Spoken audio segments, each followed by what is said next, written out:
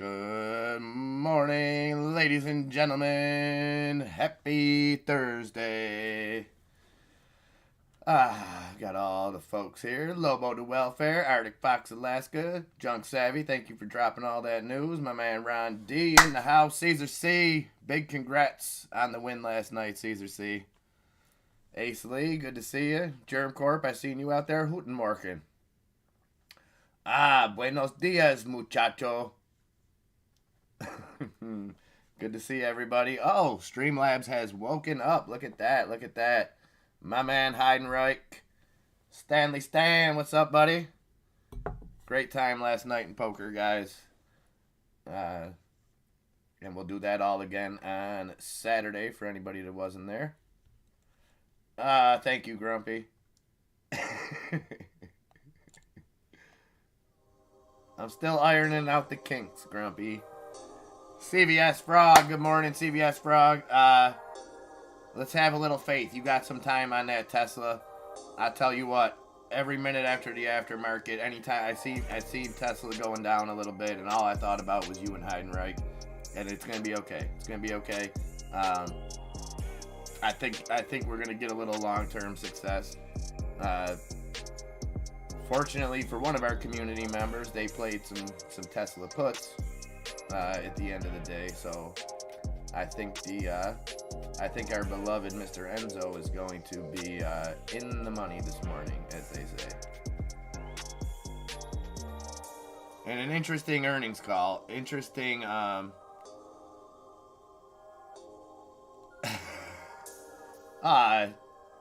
don't even think I was playing half the time, Lobo. I was trying to work most of the night. I was in the poker game, but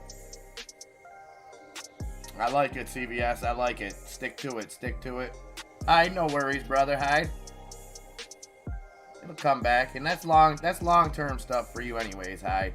And so Elon making a statement that he thinks Tesla's market cap can easily exceed Apple and Saudi Aramco combined. So you're talking two of the biggest companies in the world.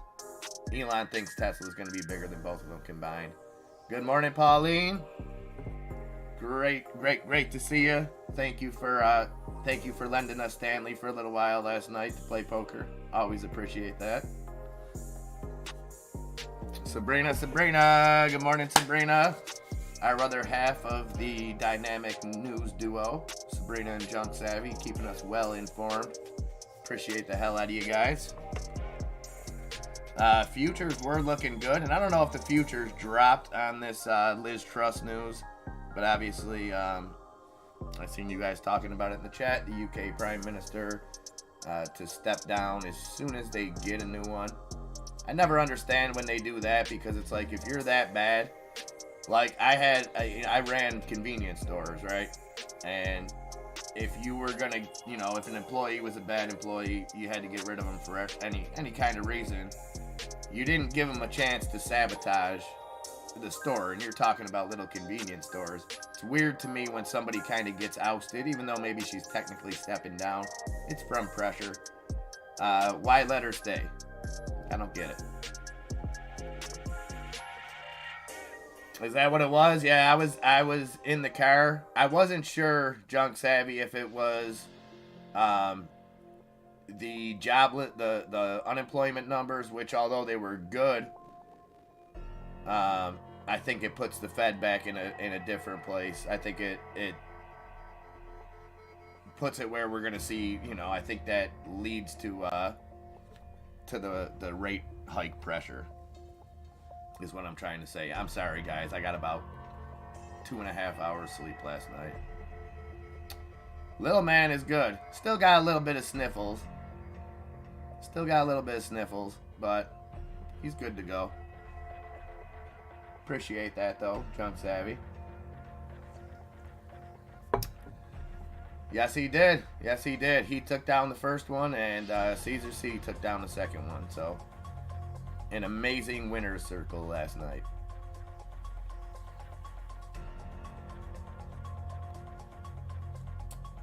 All right, let's give me 1 second, guys, to adjust my charts.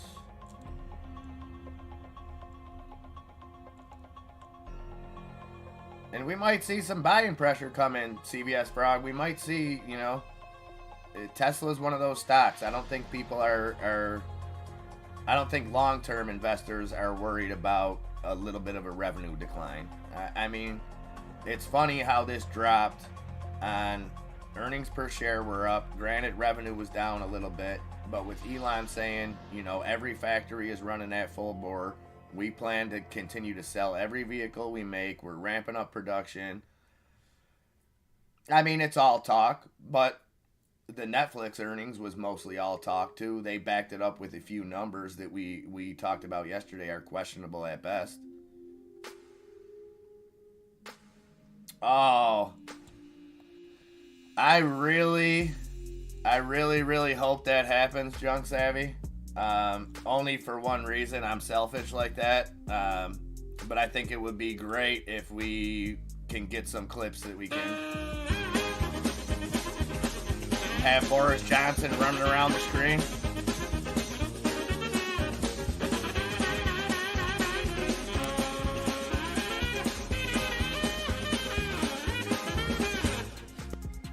So 44 days. I seen the Mooch, old Scaramucci, just tweeted that Liz Truss lasted 4.1 Scaramucci's.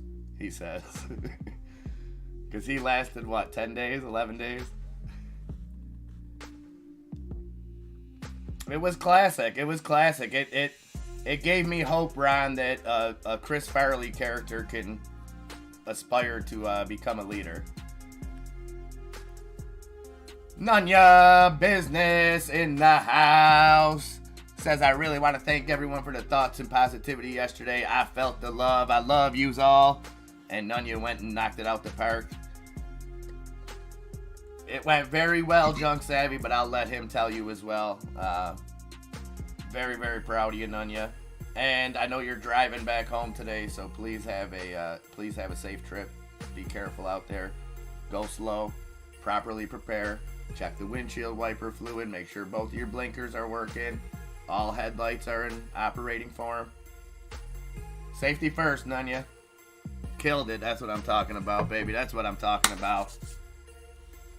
AgriForce, AGRI, AgriForce selects premier performance marketing agency, new engine to support upcoming launch of Awakened Grains. Oh, Awakened Grains. Is that like jumping beans? I like it. I like it. Bringing our food to life. Let's go. I like it. I like it. I love the support, guys. SMLP RBC Capital maintains sector perform on Summit Midstream Partners, raises price target to $23. Hastily.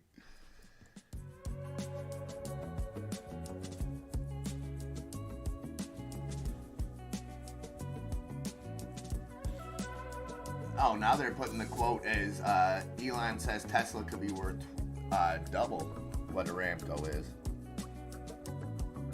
And Tesla back around that 210 mark. And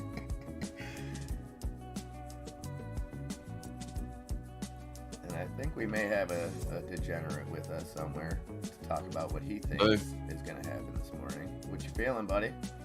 All day, every day. I'm in there. 212.82 on Tesla. I'm looking for some kind of drive back up in, like you were saying, and these shares, they're going to go for, I mean, these people think that Tesla's going to keep going up, but actually they just cut its evaluation twice over, I want to say it was expected. I'll have to get the number. I don't want to talk senseless, but the Tesla is, I'm looking for it to come right back to about 214 at a pop, right back to its 200 EMA, and probably drive down and go and retest daily lows from yesterday, 206.20. I still think we're going to see some downside in the market here. I think we're just kind of getting dragged down by Tesla right now in the overall market. So we're working on trying to find some support there. I would like to see Netflix come through that 200 as well, and stay in this little pennant. I would appreciate if it stayed in there. I want to see it back at like the 257. Yeah, I don't know what kind of effect. I'm hoping to hear from Birdie today on what kind of effect this Liz Truss resigning. Again, I can see the optics from here, but I don't. As far as European politics, yeah, I just don't know. I have not a. I can. Is this lady important? Yeah, she's the Prime Minister of the UK, and she okay. She had enacted some tax acts that went horribly wrong, got reversed. They fired the Chancellor, and now she stepped down.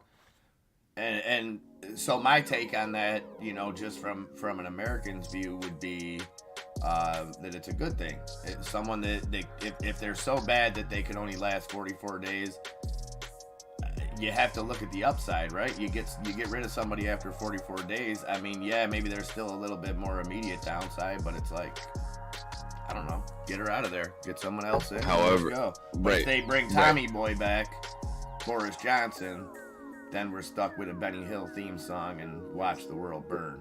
But right, not only that, but they could bring in somebody that makes a new tax. Yeah, this is true too. Resolution and tries to go and fix something else that has absolutely half of the piece of the puzzle and makes it worse. Well, what he looked like, Ace Lee, is he was a combination of if Donald Trump and Gary Busey had a baby and then it got kicked by a horse. Oh, man, that's perfect. I think that's probably the best way to... That's perfect. It's like take his hair, dishevel it a little bit, get a horrible, even worse posture, and a British accent. You're on it. Yeah. Mullen Automotive booming again today, up. So we had that 57% run up yesterday, up another 21% in the pre-market today. And I don't know if we still have any new news. Nope.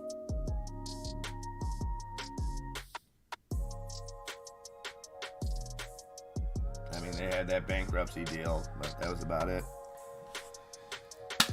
I'm looking for... That would be great, Germ Corp.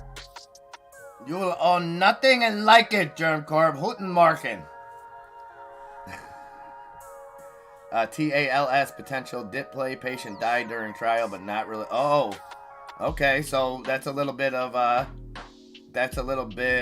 update on that TALS. So wait, are we making a play off a dead body right now?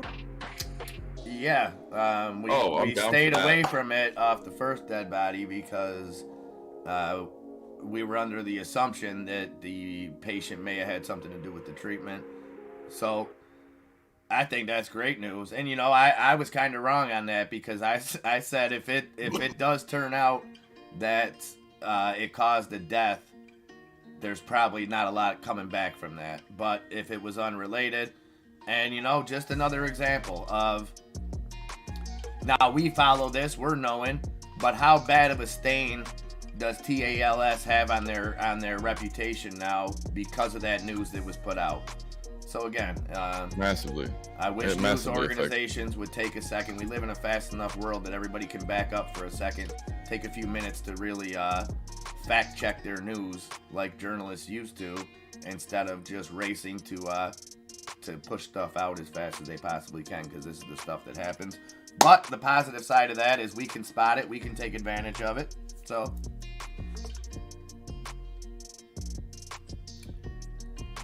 could be Junk Savvy. I don't even care to make a prediction on what's going on with Mullen. I think you could potentially be 100% right. I'm gonna ride it. Hey, if this thing goes up to $1, I'll see you in September. I'll be out of that faster than insert clever pun. So how are these futures looking? Futures were green this morning for a while. Not so much anymore. Not too red. We'll see where we go with the open. I could see a down day though. I could IMPP earnings October 4th or October 24th before the market. So oil getting blasted again yesterday by kind of the administration as they kind of awarded, I think it was 2.7 billion of the infrastructure bill out to some battery makers, things like that, and continuing to point the finger at oil companies for what they call price gouging. Oh, so Liz Truss only won her prime minister seat, beating 2 other WEF opponents. When there will be new general elections, Labour Party can win and increase government spending even more. Well, that doesn't sound good. No, but you know, the kids like it. On Neo, just to let you know, we're at $11.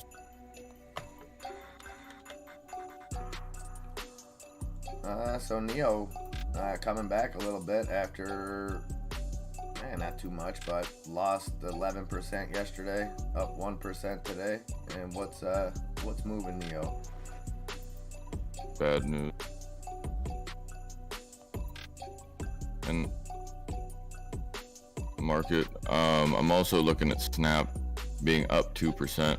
If I don't see Snap break north of 1139, I'm taking it back to the downside and hoping it breaks. I might be about 810. Taking it to the streets. Snap earnings. 1080. I'm bullish, baby. Let's go. Okay. I like it. Unless it runs. Unless it runs. If I'll say this, if it runs more than 3.5-4% during the day, I'm not touching it. If it trades flat or sees any red, I'll play into the earnings. I mean, I'll take a spike and then a sit down real quick. I'll take the spike and have the basically the cup come back down, retouch for the handle around 1070, 1080, come back through the north side, go through 1150 at that point. But then you can grab some. That'll take a couple days to move like that. But I think that if you can get that substantial footing technically here, instead of breaking back down towards 1018 so, I think that would be a little bit better, 1030. But on the SPY, I'm basically looking right now at a lot of resistance over 370 coming back to the downside. 370.19 would be where I would see this market going and trying to come back to. I'm assuming that it's probably going to try to give us this bullish type of trend going to the upside here. I think it's going to break back against itself just like it did. I'm looking for a hellacious move on Netflix in the next couple days, just because of the downside. Yeah, just because of the history of when Netflix makes gaps to the north side like this, it ends up giving all of it back within days. And considering we're really close to the 200, my risk isn't really that big of a deal here. If it comes off the 200 and holds it, it doesn't make me feel great about it, because then it's more. It seems like it's going to hold at that 270 level. But if it doesn't and it goes through there, you're looking at bottom of 250. I would keep an eye, if I'm looking at Netflix, I'm looking out past November 8th for that drop, and I'll tell you why. I think Disney's earnings will be the next thing to hurt Netflix. Okay. Now, the other side of that is it could get grouped in. Now, you never know. You never know with competition, right? Because, and I only say because Disney and Netflix have kind of established themselves. Yeah, do we get sympathy? if Disney has good earnings in respect to their streaming services, or do we get Disney's taking the lead? So Netflix added 2.4 million users. What if we get a Disney number of we added 5 million, and we project with our ad subscription we're going to add a potential another 6 million by the end of the year? I love that. Does that say to Netflix, to people that have an eye on Netflix, does that say, hey, streaming is back, streaming is, everything's good, or does this say there's a new sheriff in town? Well, because of the what I would like to happen for Netflix technically is, if I don't like the price up here, however, I don't really want to buy Netflix because I don't think it should be worth that amount of money. But if, let's say, technically it has the ability to come down to 200 and structure itself there and consolidate, I would rather it go there now, because when Disney's numbers come out, there is absolutely nothing that's going to be bad about those numbers. No. So that's how you bring Netflix shooting back to the upside to get it to go and like them generally even out their sectors. If you needed to take Netflix down, assuming that it was overvalued, why not drop it while Disney's just doing its thing down there at 90, or down there in the 90s, and then whenever Netflix gets to wherever they feel the buyers step in, shoot out Disney's earning. The timing plays perfectly into it. So maybe we see Netflix decline from here to Disney's earnings, and then Disney's earnings, they both go. Create the cap. Yeah, okay, I like absolutely, because I think that, reiterating, or trying to tell, couldn't get that, but that's exactly what I was saying. If their earnings come out, they're more than likely going to be like golden anyway. Yeah, I agree. So they benefit, or both of them can benefit both ways. I like it. Mullen still holding those gains, 20%. So Mullen up over that 40-cent mark.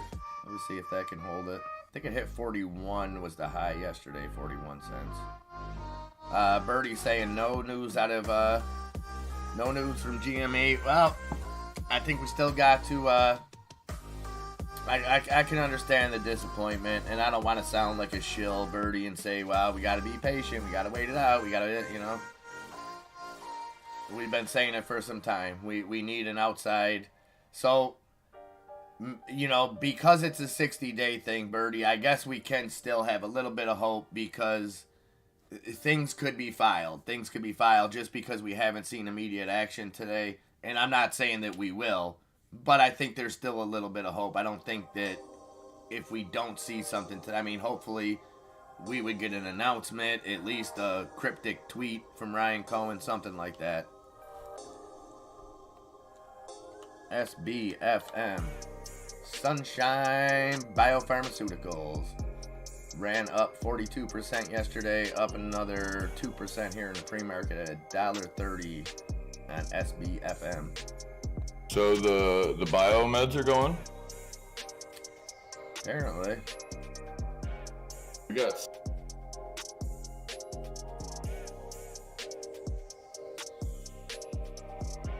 What happened with them? Oh, so they had an acquisition yesterday. That is right. Or was this today? I'm sorry. What the heck is the date today? Oh, this came out this morning. Sorry, guys. Every day is blending together at this point. Welcome. Hello, baby. So Sunshine Biopharma acquired Nora Pharma, a Canada-based generic pharmaceuticals company. They paid approximately $21.9 million in U.S. cash shares and an earnout amount. The addition of Nora Pharma allows Sunshine Biopharma to expand its operations into generic prescription drugs and biosimilars. Lots of money to be made there, guys. If you know anything about the pharmaceutical industry, those are the pariahs, the generic, and it's usually beneficial. I don't know if it is in Canada with their healthcare plan, but here anyways, once a patent runs up, a company can swoop in, can make a generic version of it. The downside of it that a lot of people don't know, and I believe it's 90%. So you have a drug that's been authorized, been under patent. Now you got a company that wants to come in after 7 years, doesn't have to pay any of the R&D, doesn't have to put any of the money into the product, and then doesn't even have to make an exact replica of the product, only has to be about 90%. So I'm not saying that these things aren't safe or anything like that, because most people I know, when given the opportunity, go the generic route, much cheaper, much more affordable. But the sad end of it is you get what you pay for. So take that into consideration. And then what you got to look for too, if you're playing biotech plays, 4 minutes till the open, real quick, guys. A little tip is keep your eye on those patents, and then look for. We've seen it with Chantrix. Chantrix was a perfect example. As soon as the patent ran out, they didn't come out with anything that really opened them up to any lawsuits, but all of a sudden, oh, Chantrix is bad. Chantrix is bad for you. We're going to pull it off the shelf. Don't worry, though, because we're working on a new exciting product. And the reason they did that was because it now was out of patent. Somebody could have made it much cheaper. So instead of giving somebody else that opportunity, you badmouth the drug that you've sold for 7 years, come out with something new, and it's all a scam. Sorry, little tangent. Randy! What's up, baby? Good to see you, Mr. Stogner. AMPX up 77%. Sorry, Enzo, that's a lithium play. And good morning, crypto. Yeah, so that flew up 78% yesterday. Nokia down off their earnings. Haven't heard about Nokia. Tesla's at 208. Oh my. Yes. And what's your move on that? So are you trying to exit those? Oh, I'm gonna be getting out open? first thing in the morning. Those are gonna be huge volatility, and I'm more than likely assuming we're gonna get some movement back to the top side on Tesla for a little bit. I would call it. Woohoo! We got my boy in the house. Hold on one second. I gotta give a big shout out. You found us, baby. The FOMO is back. Martin Apollo, good to see you, brother. Good to see you. I hope you are doing well, my friend. Man, I don't even care about the stock market for 30 seconds, although we are popping off here in 30 seconds. Martin, I hope you are being safe out there, doing the traveling sales thing, and living life, man. Really, really, really good to see you, my man. Appreciate you being here, and I'm going to have a smile on my face the rest of the day, man. Back to you, Enzo.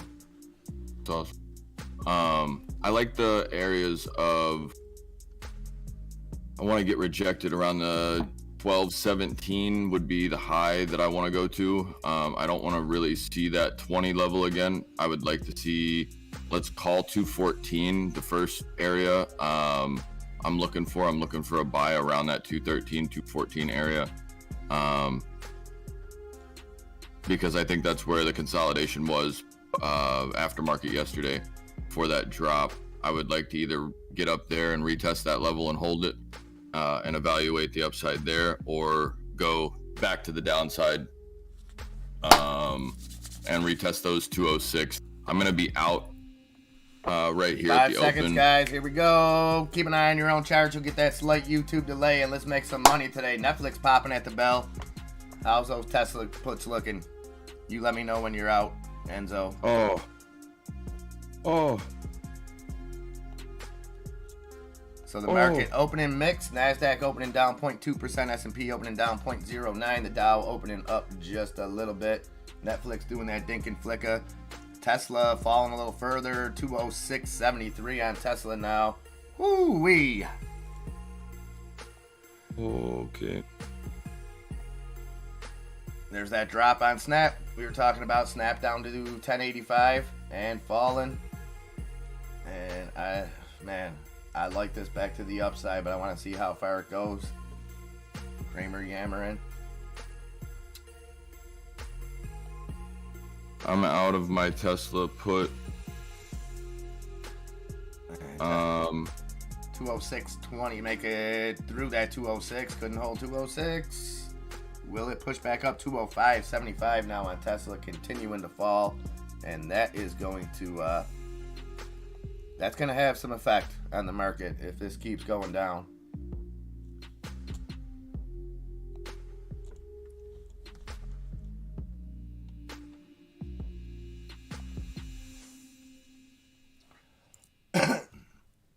I'm short on Tesla still. AREB, American Rebel, up 45%. What was the news in this?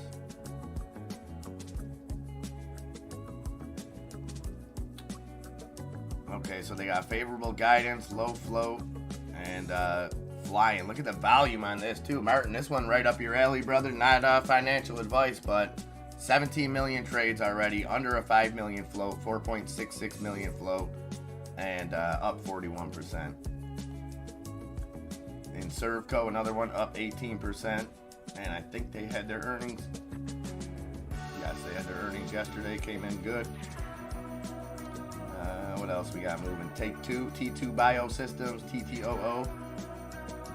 That's up at $1.87, up 7%.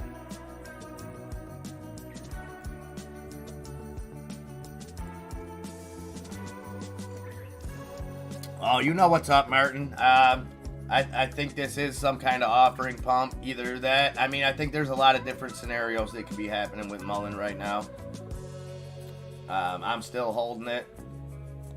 I'm down, but I like the momentum play. It's trust me, no one plays momentum plays better than you, Martin. So I'll follow your lead on that. Tesla trying to come back up now, 207.44, still down 6.5%.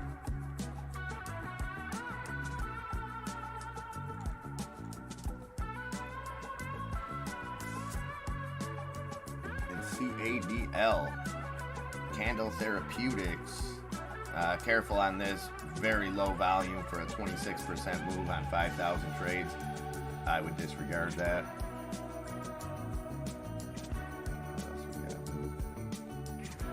What you seeing there, Enzo? I'm looking for Tesla to come back right up to where I was talking, 210, 213. Like, I'm looking for a couple of levels here.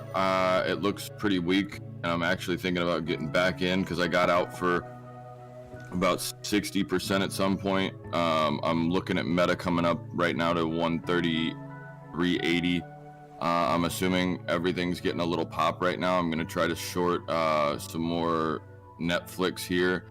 I just want to see where the overall market goes on the 365 or the 368.50 here, because we're running right into our 200. I'm more than likely going to be taking some more Tesla to the downside here. Probably going to go and see.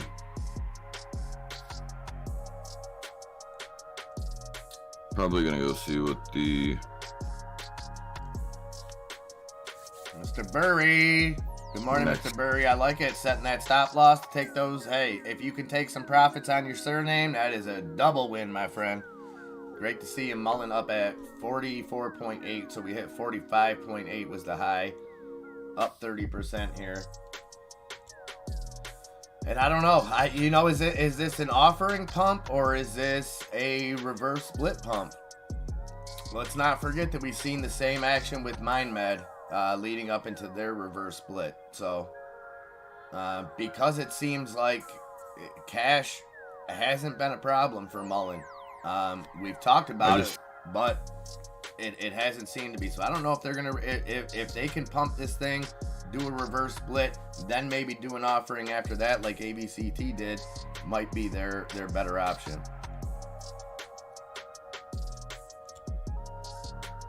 There goes the SPY. Bye-bye. I just took Tesla short. And I'm already up 5%. I got into Tesla 190s for next week. Filled for 330. Tesla down 7% now. And you know, this doesn't make any sense to me. Like, I think in relation to some of the other earnings we've seen this week, I thought Tesla's earnings came in pretty good. Revenue missed a little bit, earnings per share up, still selling every car that they produce. Not, Elon says recession, smashession. I don't give it he says he don't care. They're going to keep rolling at full speed. He's not worried about a recession. He's going to be bigger than Apple, going to be bigger than Saudi Aramco, double. Like, come on. I remember a day when Elon would say stuff like that and bananas would go to the moon. Nowadays, it's like, whatever, Elon. Look at 205 break right here. Oh, man, that call's going nuts. Or, I'm sorry, that put's already going nuts. It's already up 10%. That's $40 on a 12% trade. Neon, N-E-O-N, Elix extends agreement to use NeoNode technology and displays for global, what is that, OEM medical supplier with total value of $400K. Okay, nice little profit. Mr. Burry, you being an international friend, what is the reaction that you're seeing to Liz Truss? And what effect, because you are, like Birdie, like Germ Corp, like Grant, having that international expertise, time frame of how you think this will affect the market? Do we see much action? I'm $3 in the money in Tesla. Oh my. Get it. 204. Everything's going to the downside. And when you say $3, you mean $300, correct? You mean $3 on the contract? No, I'm talking about when I got into that play, it's $3 down from where it is right now. Oh, okay. 204.16, right? Oh, disgusting. Yeah, Mullen fallen. We'll see if it can hold this roughly right around 40 cents, Mr. Burry. We played it earlier in honor of that. I was selfishly hoping that they would bring Tommy Boy back, and we can play some Benny Hill music with Boris running around. I don't wish that on my worst enemies, though. And Tesla all the way down to 204.50. What happens if Tesla breaks 200? Do we see a buying frenzy come in there? And I'm not even talking about human people. Do you think that there's algorithms out there set for Tesla if it breaks under 200, a buying frenzy comes on?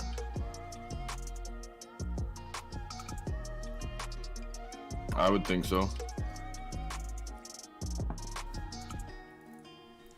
And that was a genuine question. That wasn't me trying to, like, a gotcha moment. Like, I would think. I mean, I think the human side of it is big, too. As far as that psychological. Oh, look at Tesla. Go. Yo, if that goes through that 203.64 and wants to go down with any... oh, no. Yeah, this is going to be a big day. This is going to be a big, big boy day. Yeah, I think I hit this one right on the nose. Look at Netflix giving everything back. That makes sense, Mr. Burry. The event was the bank saying no to her plan. That change happened a couple weeks back. So that's when they reversed that is when they got rid of the chancellor, correct? Shows who's really in power. So that's where it gets really complex. That's where I say, so Mr. Burry, as far as the financial sector, as far as the big boys, as far as the banks, as far as the market makers, as far as those people that are in control, they have to see this as a good thing, right? They have to see this as a good thing, as they're, they almost flex their power with what they did there. So you have to think that whoever gets put in is going in. CBS Frog, I'm watching. I'm pulling for you. It pains me. It pains me because I'm seeing Enzo be exactly right about what's going on with Tesla, and I don't want your calls to. But I know you got some time on him. So let's stay positive. Oh, I mean, bye-bye. Falling all the way down to 202.70.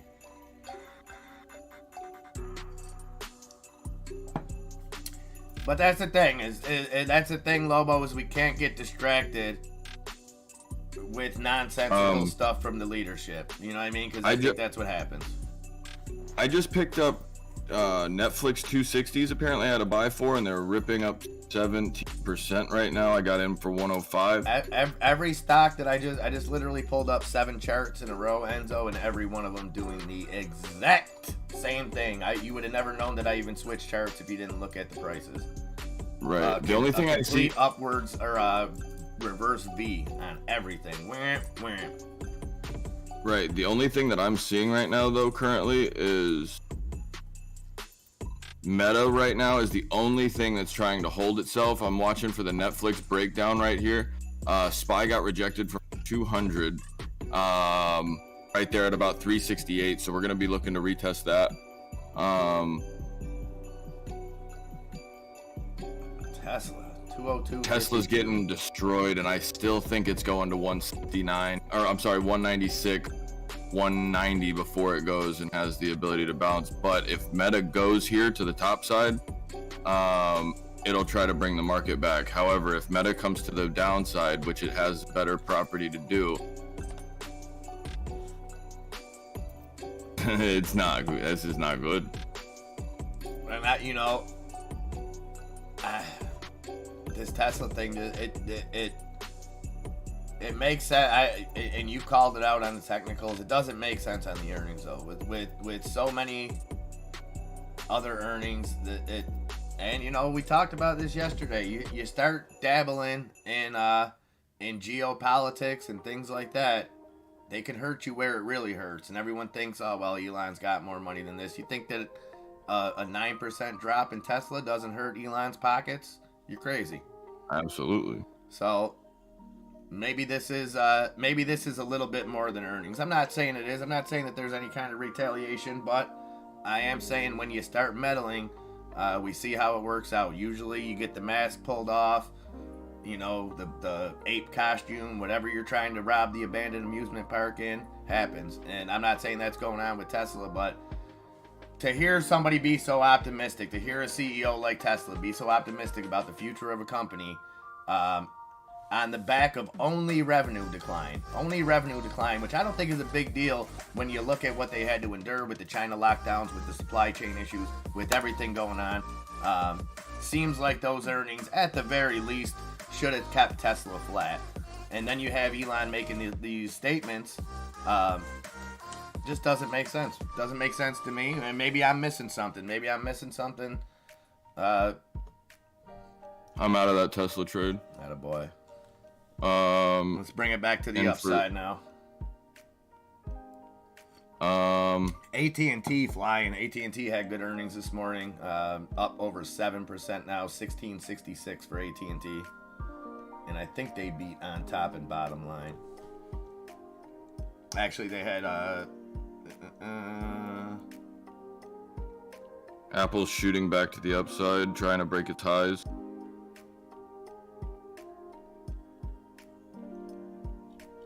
The way they word these earnings. So you have companies that beat on consensus, that will beat the consensus average, and they'll spin it in a good way. But then you'll have other companies that year over year, like AT&T, they beat on consensus, but they bananaed the bed year over year. But it's all about how they spin that. Oh man, that was the net trade on Tesla. If this goes back to the top side, because I just doubled to it. Well, I think that's why he sold a big chunk of those shares. What did he sell? $8 billion worth of shares a couple months ago, Birdie. But this could still play into it. I don't know how the financing end. I don't know who else is involved and if he's gonna need that. But when he bought that $8 billion, he put out a statement that was saying, or when he sold the $8 billion, I'm sorry, that it was basically a protection, so that if it went to court, he was forced to buy, because if we find out a couple days after that Elon sold $8 billion worth of stock, it doesn't have much of an effect on Tesla. If the court rules you have to buy Twitter, and people know now Elon has to sell this stock in this time frame, it could have been disastrous for the company. I'm not saying that he's fully covered, Birdie, but I know that was part of the anticipation was, and I respect him for this if that's the reason that he did it, was he said he did it basically to protect the shareholders from some kind of drastic drop if a Twitter buy was forced on him.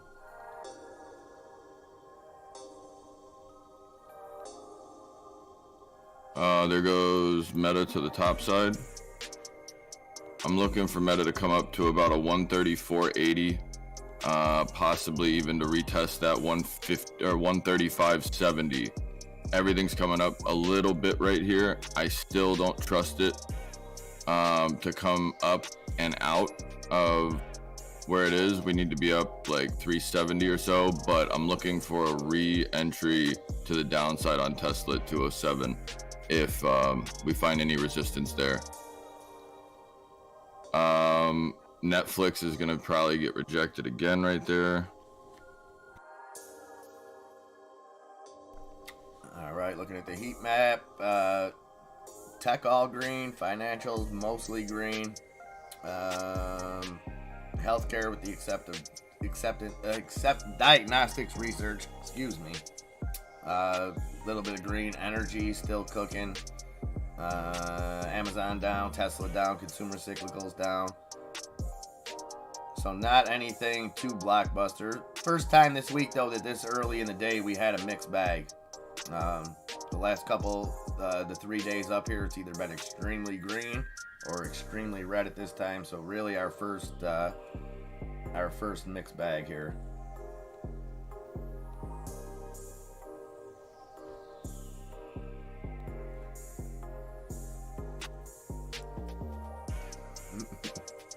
I think Apple's going to go to the upside, which is going to drag the market.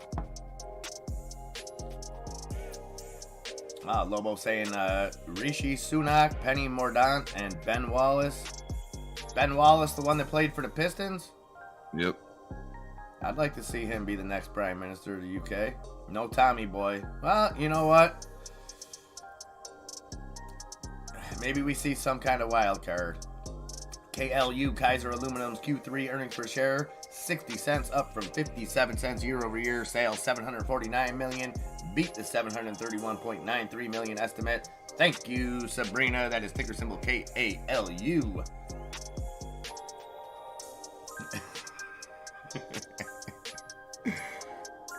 Ron D, you're on fire this morning, buddy. You must have got into something good. I know you were raiding the office fridge this morning. I think you might have found yourself something special in there.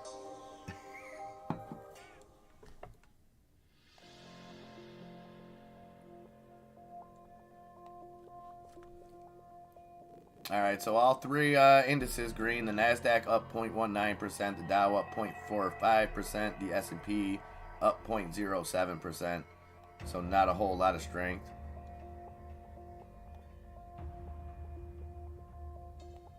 What you got there, Bird? Oh, I would have never guessed that, Birdie. That's a conspiracy theory. So what if he appears on the official website of the WEF?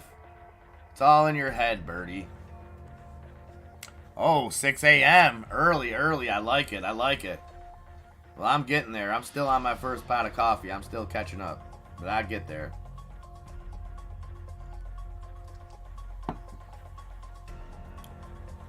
And now, okay, in all seriousness, how does this work over there, Birdie? Again, I claim ignorance. As far as I know, over in there, you guys appoint kings and queens, so I don't know how it works. Will there be a vote? Who puts the replacement in power? Who decides?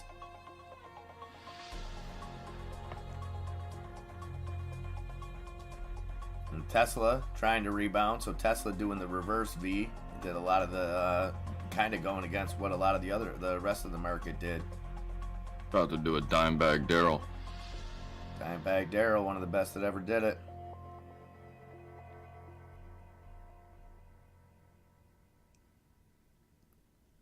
Oh man, that's not good, Michael. That's not good at all.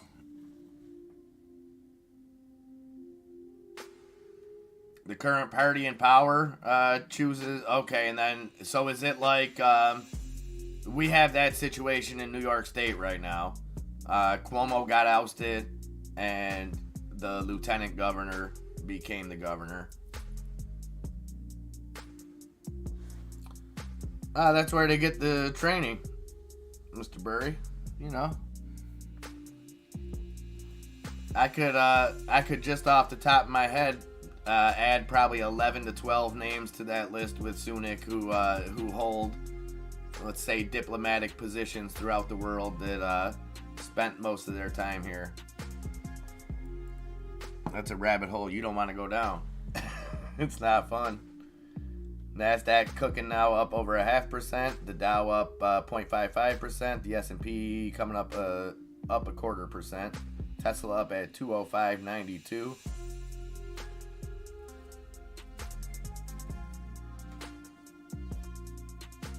And when you say internal election, Birdie, you mean like not a general election, not to the public. And I apologize for I could sit here and just talk out of my banana and try to BS you guys, but I'm trying to really grasp exactly what's going on. So when you say that an internal election, would that be similar to like a vote by the board, something like that, where you have just a small group of people deciding it? Non-refundable. What's up, brother? Good to see you. Good to see you. Great conversations last night in the Discord.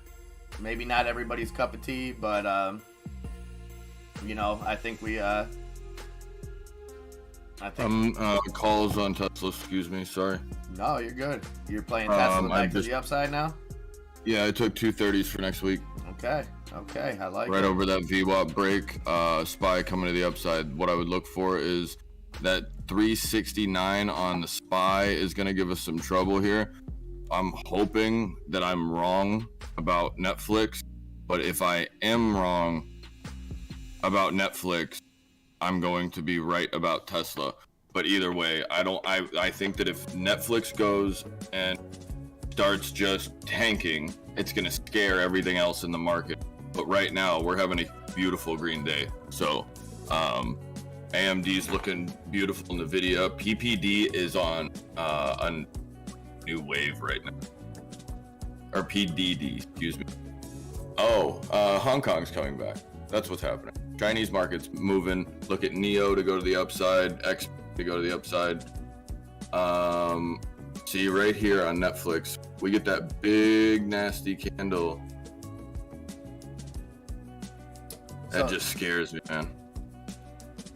So Birdie, this guy's working class. I see. He's only worth $730 million. You know, he's not a billionaire yet, Birdie. Making this guy out like he's rich. Oh. Well, I'm not sure whose. I hope nobody's feelings were hurt. I thought it was great, honest discussion. You know, it is what it is. I thought everybody kept it respectful. I thought different views were able to be expressed in a way that I think we all learned about it. And I can agree that you always have to look at that non-refundable, and I always have that assumption that some people will always look like men shouldn't be talking about that. And it's not that we shouldn't be talking about it, but kind of how we wrapped it up was, at the end of the day, we'll never be faced with that decision, so it's something that it's great to discuss and things like that. But I think this is what happens when you get to know each other and when you feel like you can converse freely. There was a lot of disagreements last night, but not one curse word, not one person called anything, not one person disrespected, and I thought it was great, and I look forward to more conversations like that. We can have a great debate here. I love it. I love an opposing opinion because, and you know, I wasn't always that way. I was a jerk for a long time. If you told me, if your opinion went against mine, I disregarded it. I'm not like that anymore. I've changed, and not only do I accept people's opinions, I really try to see things through other people's eyes. And you know, me and Odie were talking about that last night, and there's a lot of situations where when you step out of your comfort zone and see why somebody feels the way they do about an issue, a lot of times it becomes a lot clearer.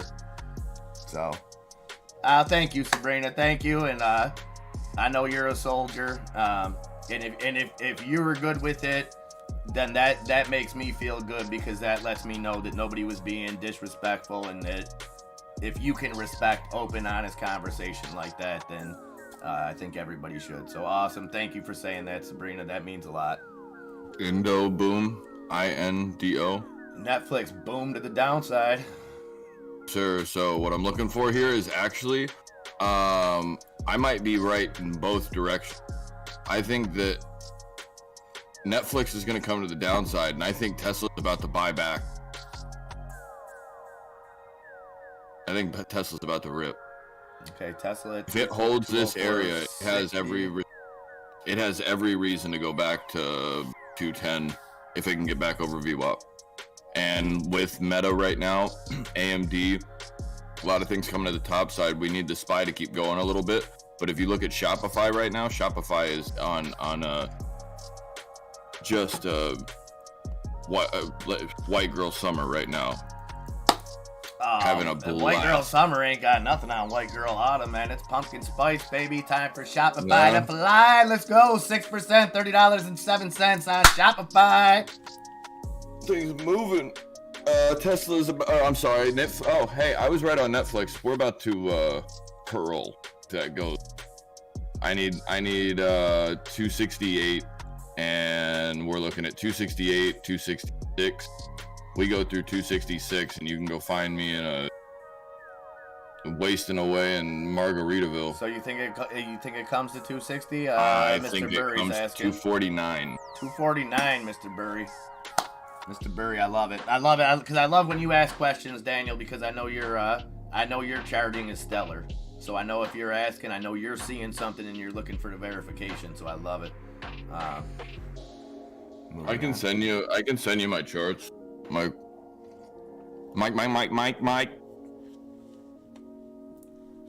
Yeah, he knows his stuff, Enzo, for sure. No, I know that.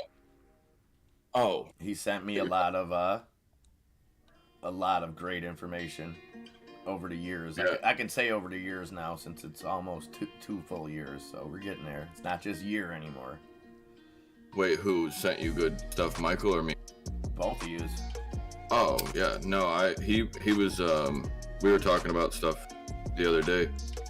He's extremely knowledgeable about resistance and support, and a lot of really cool pivots and stuff like that. Things that like I don't necessarily understand on that side. For the first 2 months that I was on the mic with him, I just nodded and politely every time. He'd be dropping knowledge in the chat, and I'd be like, "Yeah, I wouldn't know what the hell he was talking about."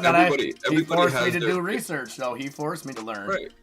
Right. No, it's like everybody has their different. We're looking at a sell wall on the. Oh, cool. That no.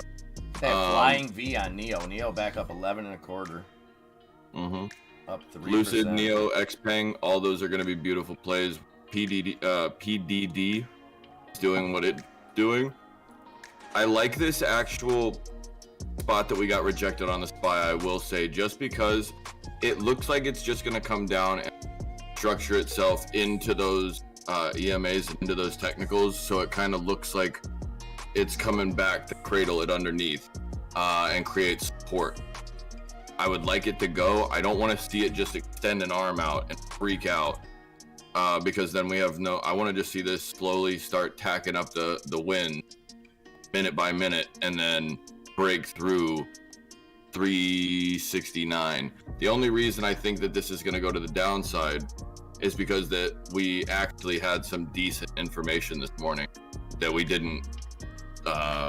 Jobless isn't isn't worse. Yeah. It's still horrible. Keep in mind.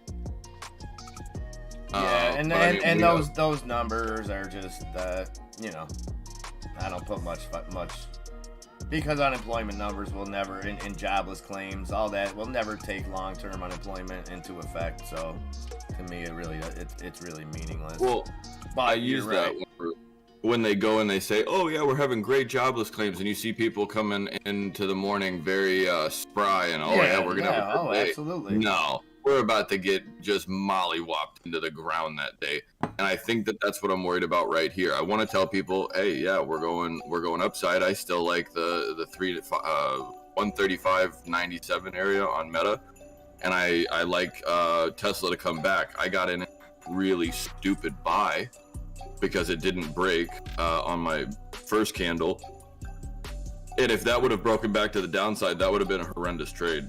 I make that one all the time just because I am not the one to always be patient, wait for the break and hold. But right now Tesla's having a problem at that 205, but the fact that we keep going and getting distant and a lot of velocity through it like that right there, it's not a lot of volume. Matter of fact, it's very low volume, but it's still getting a lot of push and a lot of velocity through there. As other technicals are setting up properly, Netflix looks like it's suffering. Somebody put it out of its misery.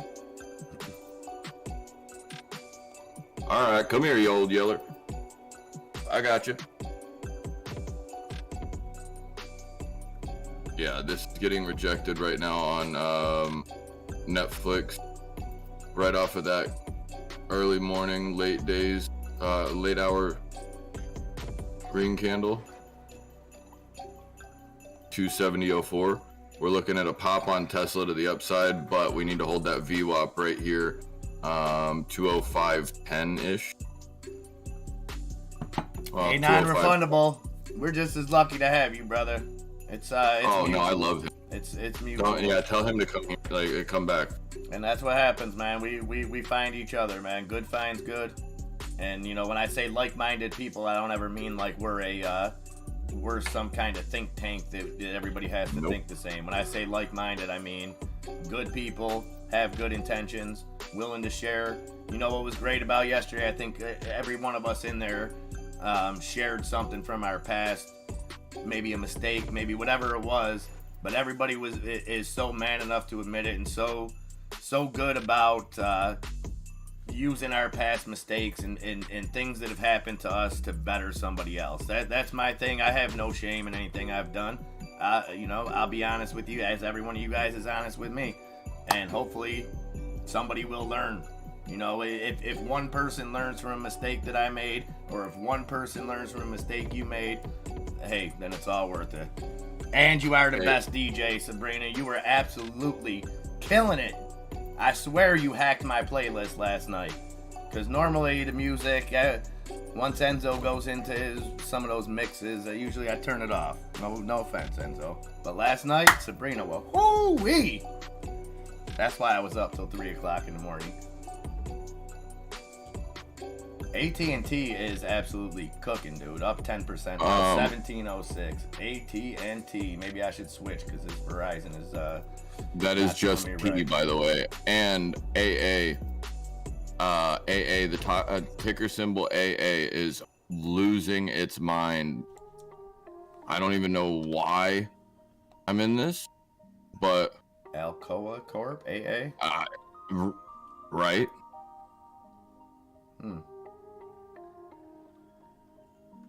I caught it over just a couple men sharing their feelings, yeah. And you know what? I'm not ashamed of it in any way. I think it needs to be normalized. Hold on. The market's ripping to the top side right now. The SPY is trying to break out over the top of its pre-market candle here. If it goes, it might want to get 371. Do not get stuck in between 371 flat and 371.80. AA is losing. Going to retest 40, 45, 50, 40, 40, 56 is what I would say the top would be there.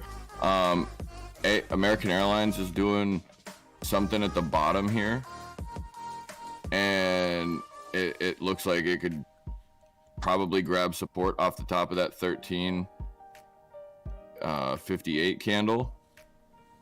We bounced off of it pretty well twice. I would see if that was a possibility come the upside. Buy is probably coming up 375 if it does break to the top. I would play it just scalp close towards your 71, 72 area. Look for the break for the 71.70. All right. 371.70, excuse me. Meta's losing it too. Lucid, Neo's not playing it. Neo's gonna at least go retouch 1150. If it goes to, we're gonna go right back to 1290, 1280 area, 1264. Yeah, 1264 on Neo, I would assume, before we go and retest the lows.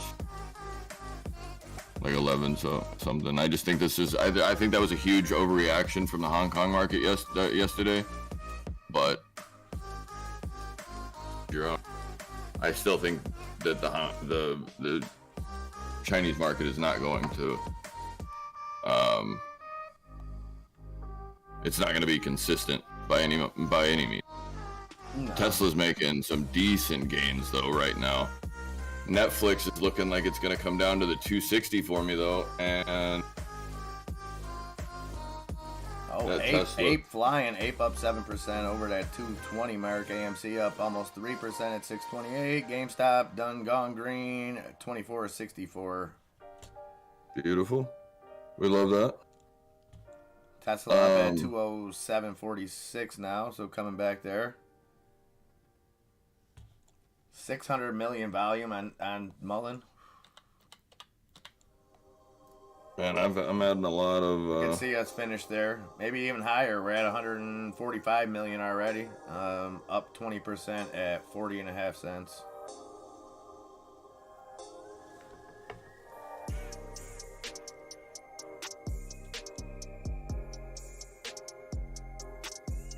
Yeah, I could definitely see, Martin. I could see well over 500 million trades coming in on Mullen today. Those plays that I was just making, calling into 230s on Tesla that I said. Mm-hmm. Those are about 10% right now, and the Netflix 260s that I took were up 50. Nice. Metamaterials trying to get going. Metamaterials up 2.5%. Your AA up 5.5% now. Cool. AA moving. And who says AA is just for quitters? Oh, I mean, I wow, they crushed it. Oh no, they didn't crush. Tesla. They got crushed it. So estimated earnings per share 19 cents. That's where I'm out. Actual right earnings per share lost 33 cents. And the stock is up 5.5%.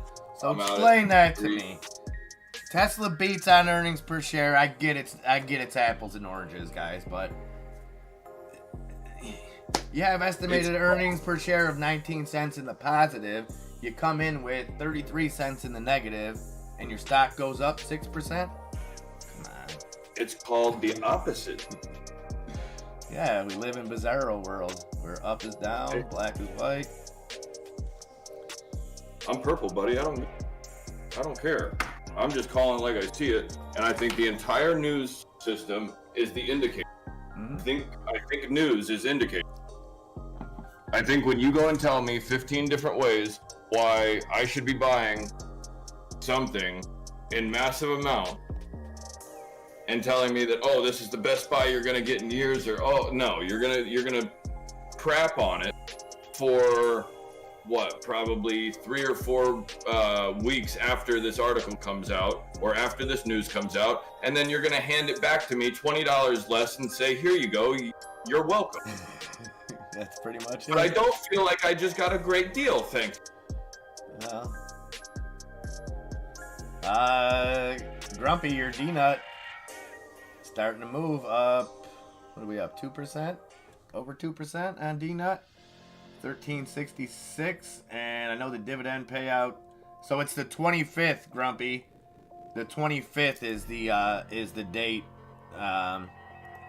for the dividend to get paid out. And I'm not sure. I think the payout date is maybe on your birthday on the 9th.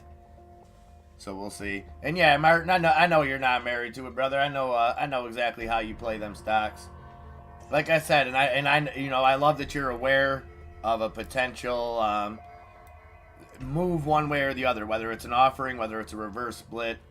I like that you got that on the radar and just play it close to the hip. Yeah, Tesla making moves. That call has to be looking lovely there right now. Enzo 209.34. Tesla trying to get back through that 210 mark. Beats, Bears, Battlestar Galactica, and Heartbeam Inc. up 6.5% now. Back through that $4 mark, 402 on BEAT. And it is 10-12, guys.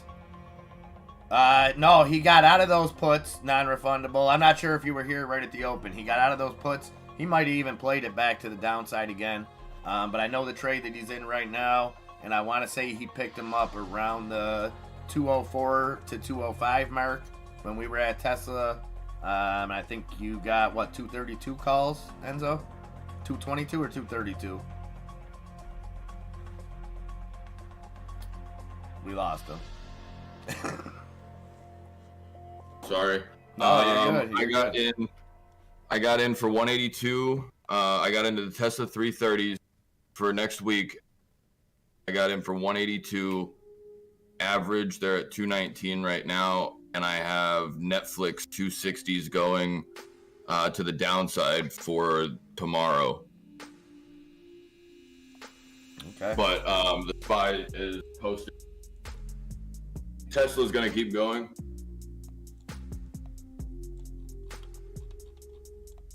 It's so weird having a station. It is.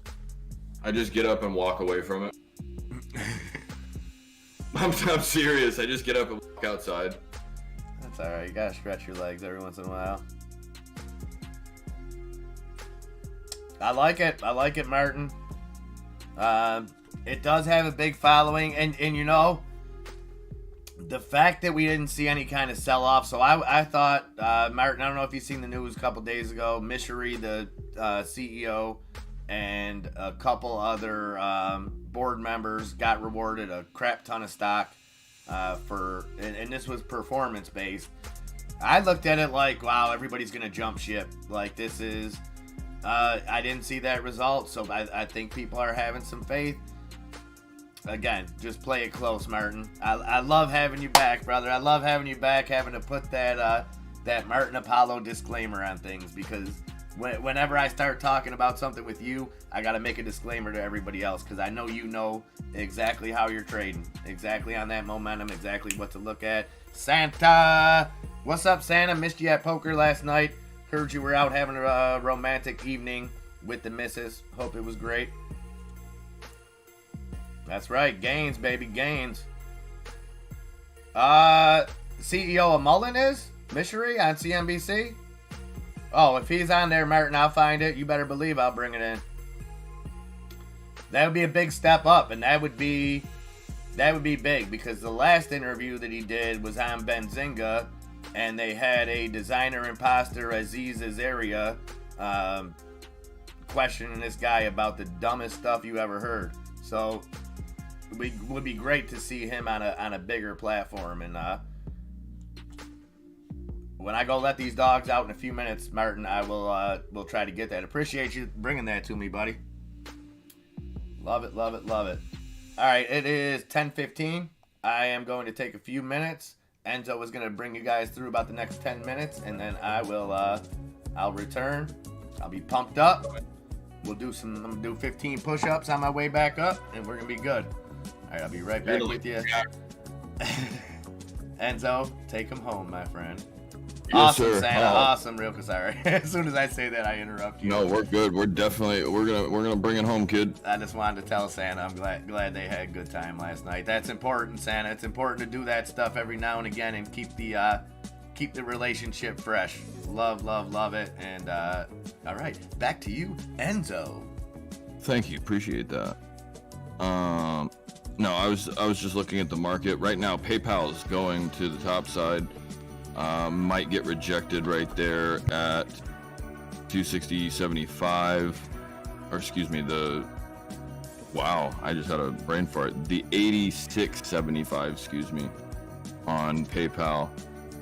Let me get that chat up.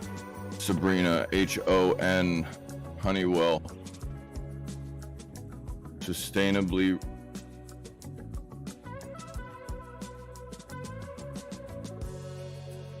Okay. Global climate change. What's up? Sage Therapeutics is going to the upside, and so is Disney. I think everything's starting to look heavy here, but Ride is starting to look crispy for some reason. It's either gonna break back to the downside here off the top of that 178 or $1.78. Netflix is looking like it's gonna retest VWAP right here. More than likely not gonna go through it, unless it's just late. If it is late, then you can look at Tesla as a trend of kind of how it's moving. Neo, Lucid, all the EVs are doing roughly the same. What's going on, Heinrich? How's everything, baby?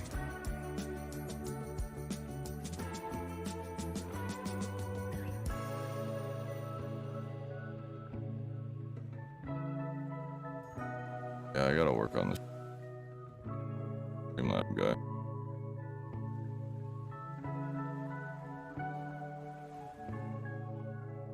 He doesn't like Santa very much, or no?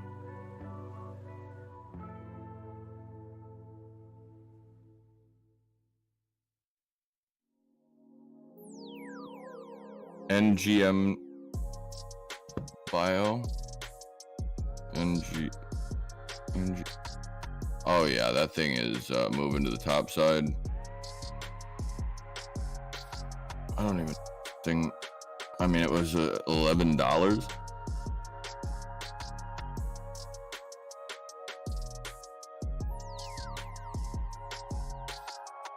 We're looking at probably $8 there so far that I can see.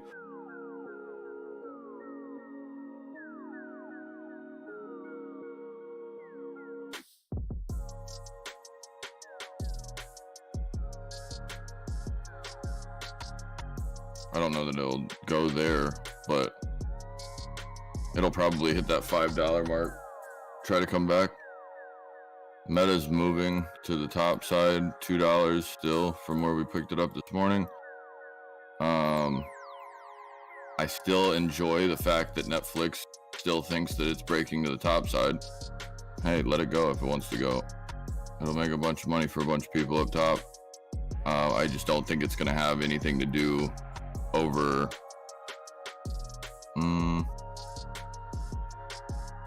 we broke resistance on the futures.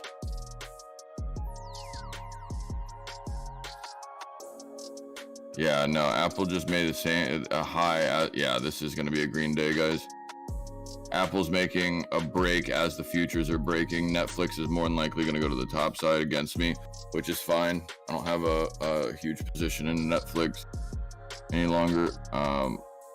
I would still like to play that short, so I'll probably just go and continue averaging into that to the downside.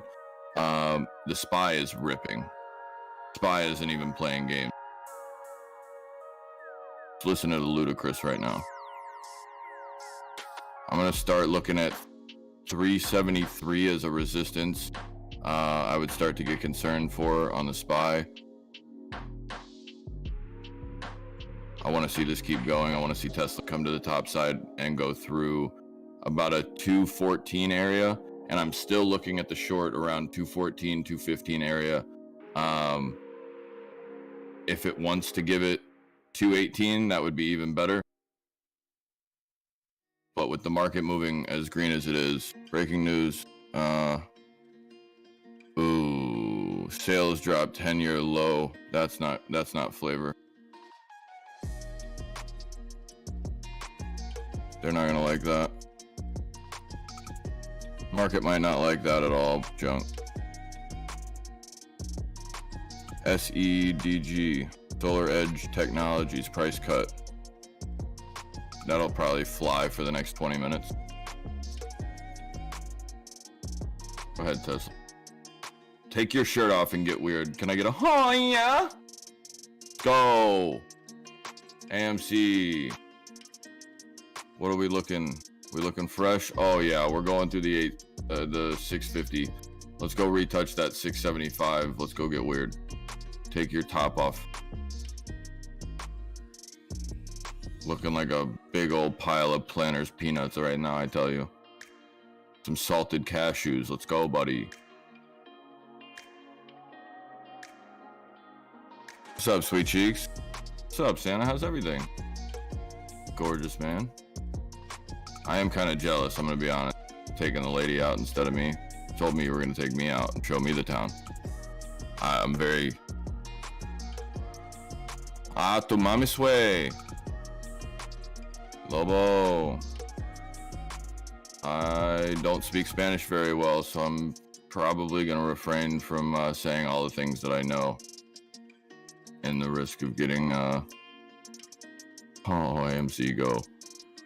Just go get north of that 648 candle. Arctic Fox. At some point, the people are wanting, yeah, absolutely. But we have a couple people right now that said they just don't even, they're not even concerned with keeping their house on the market at this point, just because there's no point of selling their house under what, like $30 or 30% under value.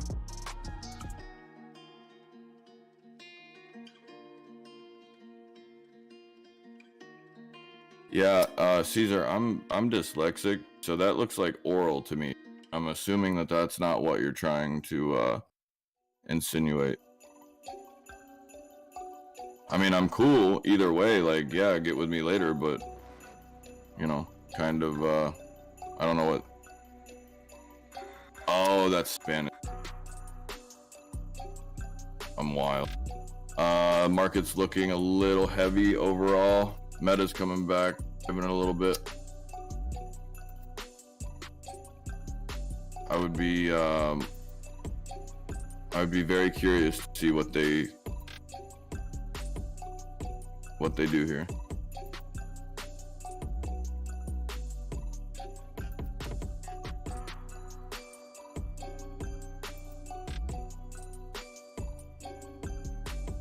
What's the face for?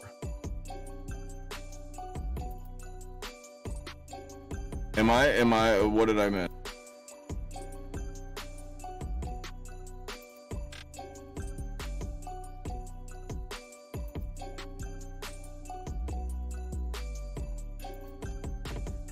Oh, okay, cool.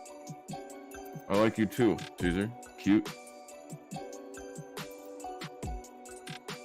I have to, that's what I gotta do for my fantasy picks at this point. Gotta go see Caesar, put some good time in, you know? We need to hit, I mean, Lobo, don't threaten me with a good time, gorgeous. I'll buy the bar. Make you lay on top of it. Go Coyote Ugly on it, you know? We can get weird. GME's breaking red. Disney is trying to break above that 99, go to the 100. It's so close. If it does go, it'll go on a run.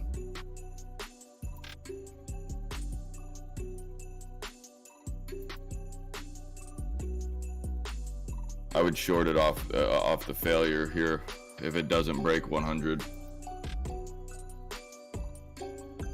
I'd be shorting Disney off the 100 if it does not break.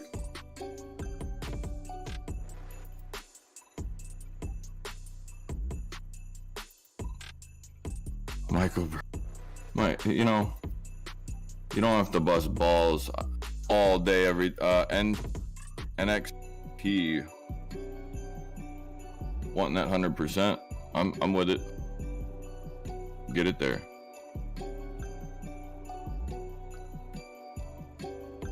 If the market comes down right here, that's gonna be a travesty.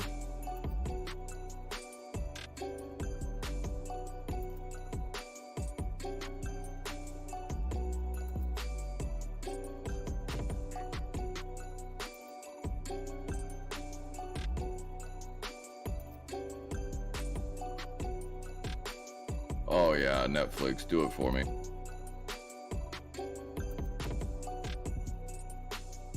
Oh, I'm about that.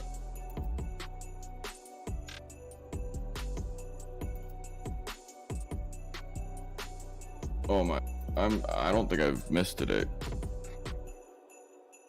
I think those are perfect. GameStop looking like it's failing VWAP right here, and the SPY looks like it is appearing to come back to resistance, or excuse me, coming back to support here at the 371.20 area, 370. Let's call it 370.80.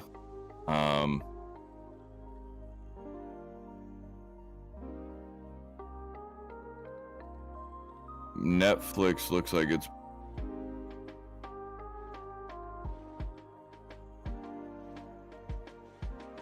yeah, whoever just went long on Netflix is getting touched right now. I'm glad I doubled into a short.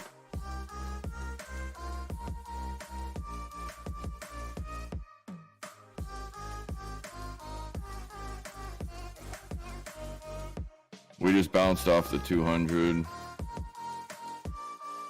This could be a little rally right here on Tesla.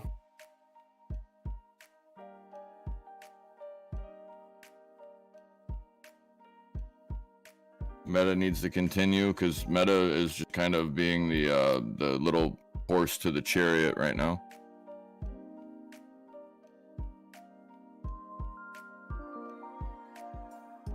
Good morning, Lady Robin.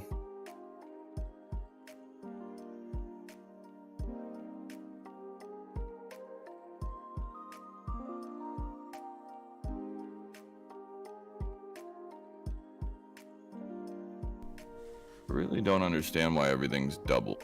I would like to understand. Why everything's double? Yep. Double what? What do you mean? What did I miss? Why everybody has 2 comments in chat. It's a hack to up the comments. No, I'm just kidding. It's not. What I did do was just slam my finger in the garage door. So I got a purple finger now. That's good. Well, at least it's a little bigger today. You're growing. No, I'm obviously not. If my fingers are small enough, I didn't, you know how garage doors have like the cracks in them, like the, you know what I'm talking about. Yeah. Yeah, well, I don't know how I managed to get my finger stuck in it and then slam it on myself. Not proud of it.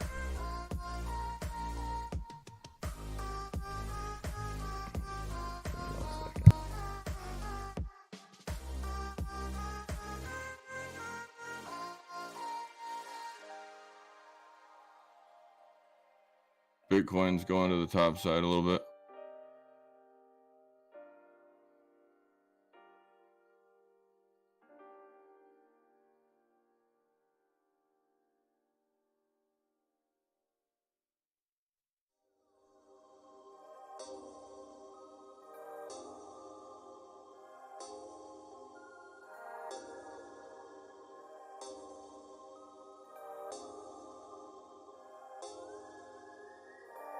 Green Day for Bitcoin.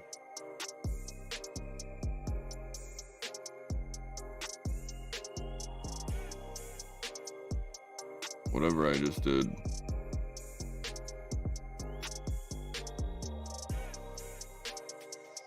Whatever I just did, it got people to stop coming in as double.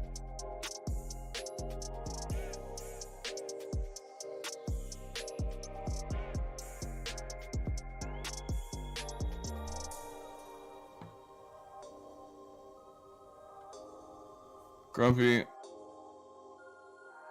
just because we both go to like AA doesn't mean that like you can go and call me out, okay?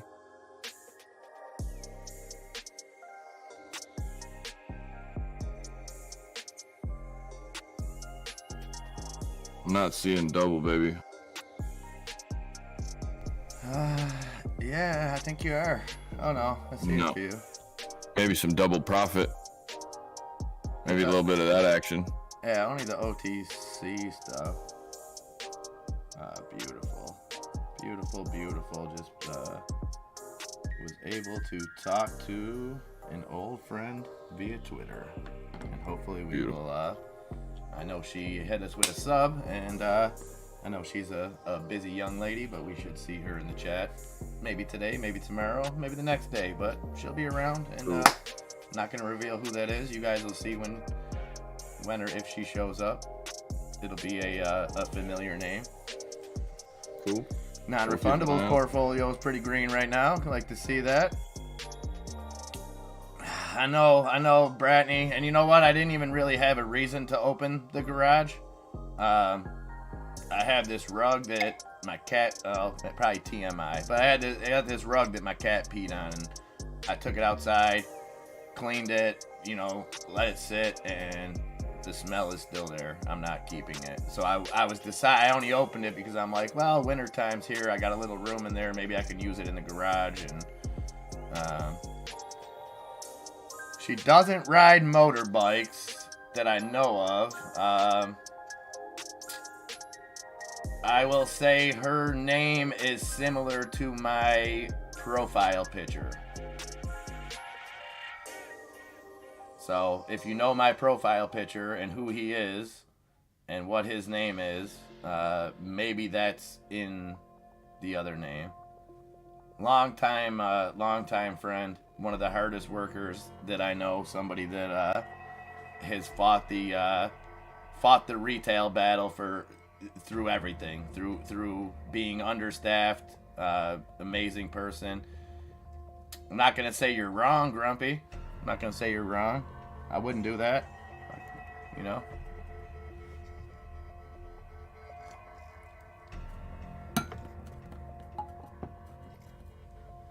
So Tesla back down at 207.80. So what happened to? We ripped up to 211.25, huh? Yes, sir. That's the one, non-refundable. That's the one. He loves kitties. Liquor and hoes.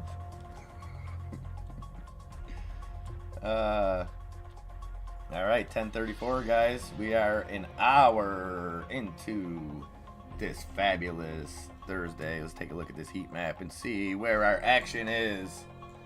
Enzo, what are you liking now? Anything new? What's the update? I'm wondering why the Streamlabs bots are fighting. And why I'm in the middle of this. Well, so tech, ripping, all green. Financials, pretty much all green except for the insurance groups, and I'm assuming insurance is going to take a hit, and not every insurance, but Enzo, I'm sure you can attest to this with the damage down there. I'm sure insurance companies are going to be paying out. Eventually, they'll recoup those losses back through the people, but I have to imagine the initial payouts are going to hurt them. Yeah, those would be down. Correct. Consumer cyclical come back except for Tesla. Consumer defensive, seeing some green there. Energy still green. Healthcare, yeah. No, it's definitely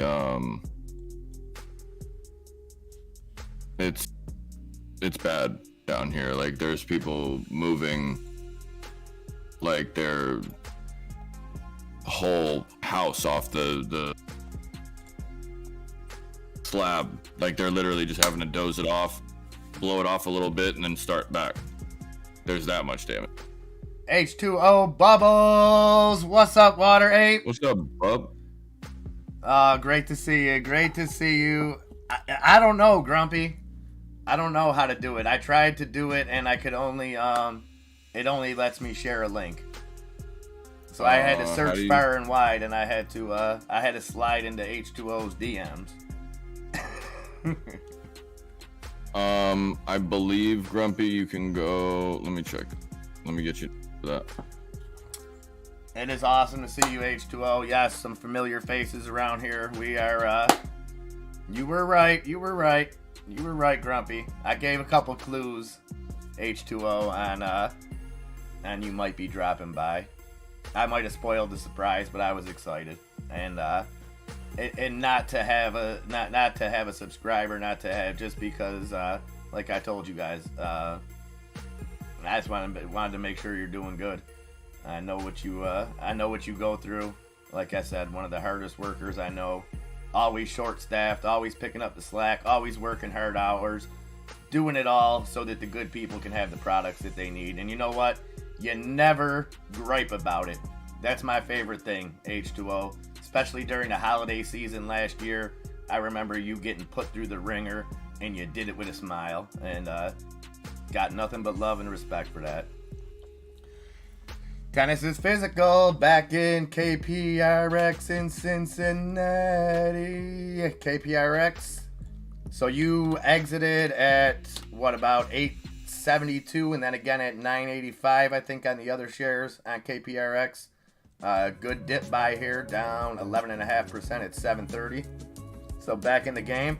Tennis, I hope you had a great night last night. You were looking like you were fixing to have some fun.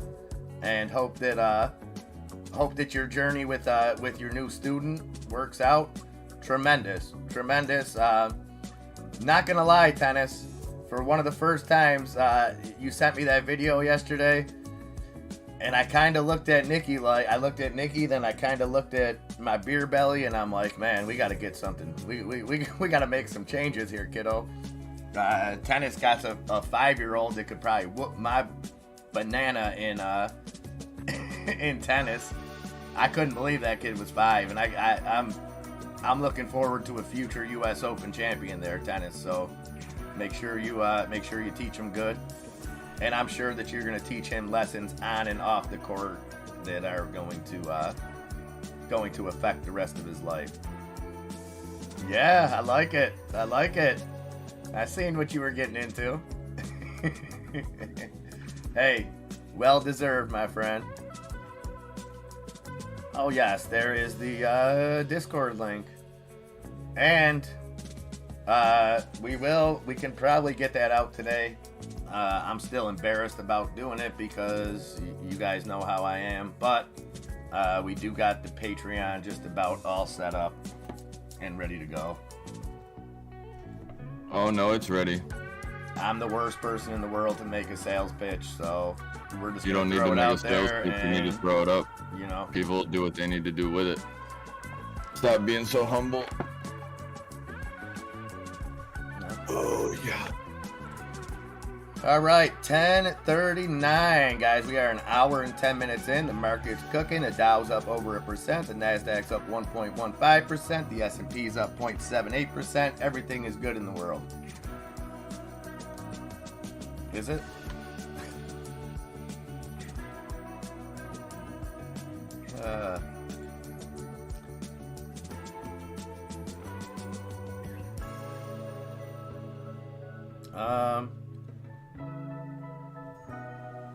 I'll get that link. Tennis, you just relax there, buddy. No, I'm just kidding. Trust me, guys. You have no idea how much I appreciate it. You know, I'm bashful when it comes to asking for or accepting anything. So we'll get there. But trust me, I know when people say it's the thought that counts, I really mean that.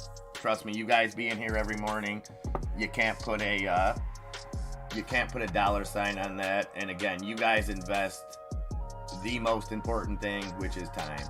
And for that, I can't put a dollar amount on. See, Heidenreich, we're terrible at asking for money. We can't even put the link right. So, off to a good start on that. What do you mean? Hyde said that's not a link.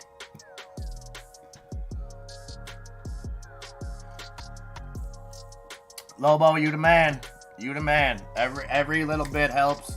You guys going out of your way to share the stream, to share the videos.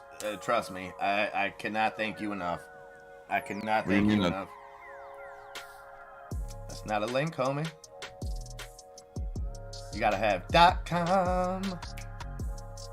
It has. Thank you, Arctic Fox. You guys make it easy. You guys make it easy. It takes it right there. Ain't no link for me. I guess you can cut and paste that into your Google browser.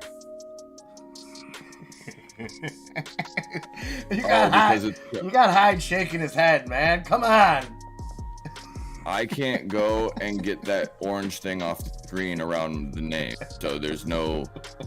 I have to figure out how to do that.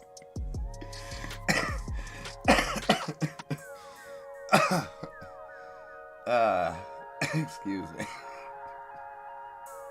Growing pains. We got more growing pains than Maggie. So homeboys nag me. All right, Tennis, what you got here? AI partners with Booz Allen to tap markets for LiDAR detection tech. Beautiful. AI, a Silicon Valley company focused on detection technology, and that is ticker symbol LIDR. You might hear me call it LiDAR. I accidentally do that every once in a while. I usually try to catch myself because the name of the company is AI. The ticker symbol is LIDR. So let's see here. So the company plans to offer defense customers AI's Foresight software definable LiDAR system to help warfighters identify potential threats.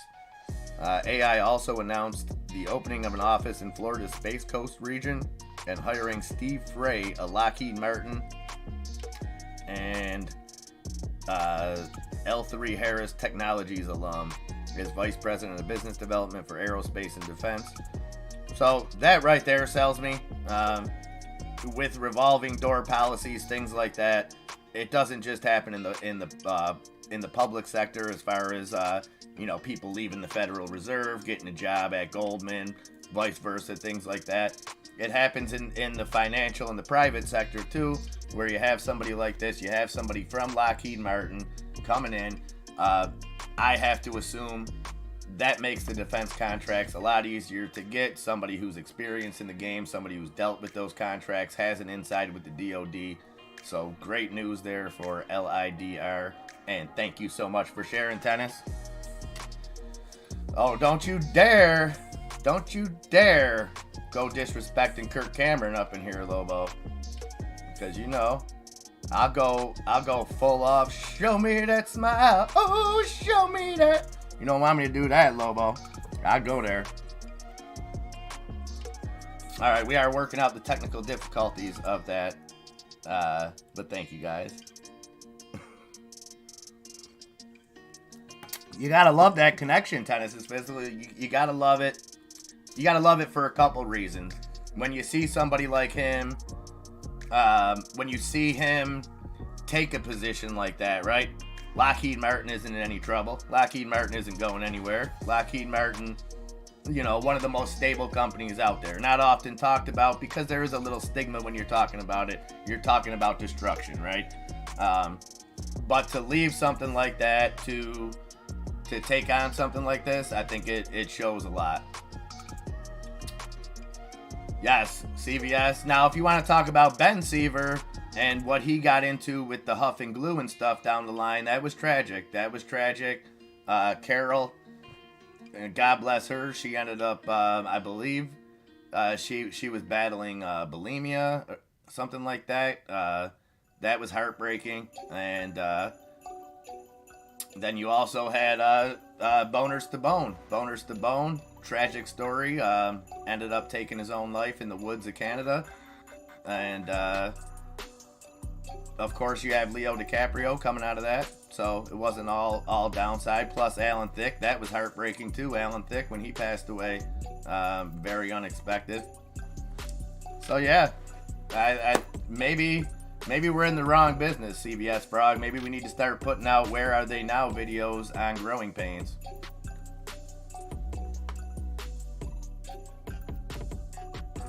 Oh, look at Heidenreich coming through like a champ.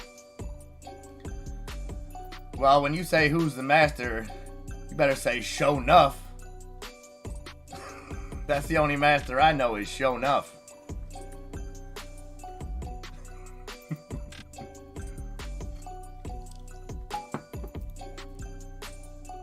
All right, 1046 guys, and the market's still nice and green. NASDAQ up 1.2%, S&P up 0.75%, the Dow up 0.95%.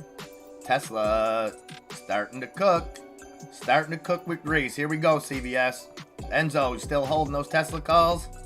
Yeah. Beautiful. 212.45. Right. Tesla pushing up. And a great example, guys, of how you can make money both ways. And you know what the best thing about that is, Enzo? I think that gives you the ability to really just tune all the noise out. When we're focusing on so much, wondering a little bit of red, a little bit of this way, you know. I don't hear you guys. You don't hear me? I tune everything. No, I hear you, but I'm saying like I don't hear anybody else other than people that I trust whenever everything's freaking out. Oh. You know what I mean? Like yeah. I mean, I hear them because I try to just if I didn't do this, I wouldn't be hearing half the mess that I hear. You know, I did just post those in the options trades room of the Discord though. Nice. Oh, interesting, Grumpy. Very cool. He got a lot of hate. He got a lot of hate for what he did, which I don't see why. He married a beautiful woman. He led his religious life, and from what I know, he's done a lot of good. Him and his wife, who also played his wife on the show. From what I know, they've done a lot of good for underprivileged kids, things like that. But you always get a pushback because he happens to be religious. And it's like, well, hey, if religion's making him a better person and helping him help people, then I'm all for it. Show enough. Oh, I love it. When you got that glow, you feel the power when you got that glow. And if you haven't seen, if you've never seen that movie, I highly recommend it. If you don't know who Bruce Leroy is, you need to. That's very cool, Grumpy. Very cool.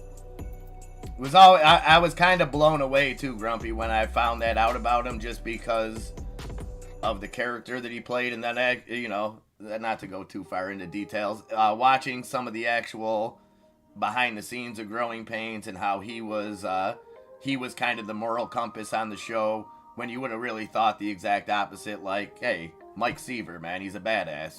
He scams little kids. He does what he does. So it was tough for him to do that, and that actually ended up being the downfall. Anywho, what you got, Enzo?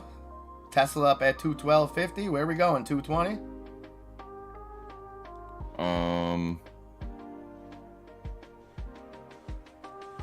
Give us some levels.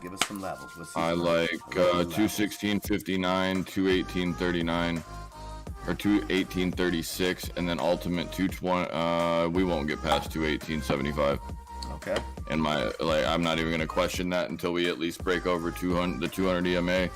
Meta's coming back up to the upside. Looks like if you go and take the trend to the top side here, or the red candle off the top here, connect it, we might be getting bodied here on Meta within get this SpaceX launch. Keep on talking, Enzo. I'm gonna try to see if I can find the SpaceX launch. No worries.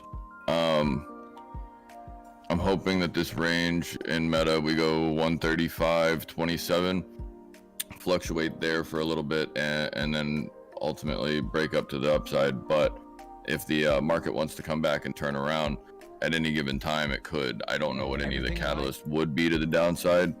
However, I still like the 371 here holding for a little bit. It will more than likely will come to retest the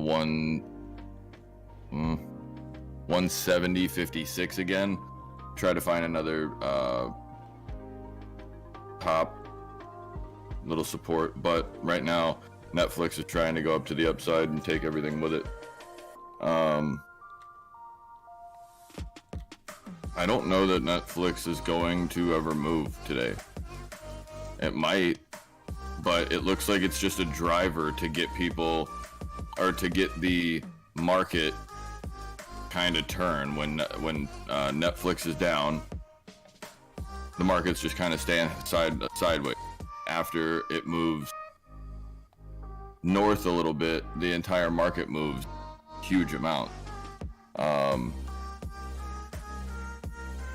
I'm looking at a bunch of different things, but I mean, Tesla 216, 214, 60 would be the first one, 214, 60 and 216, 50. I'm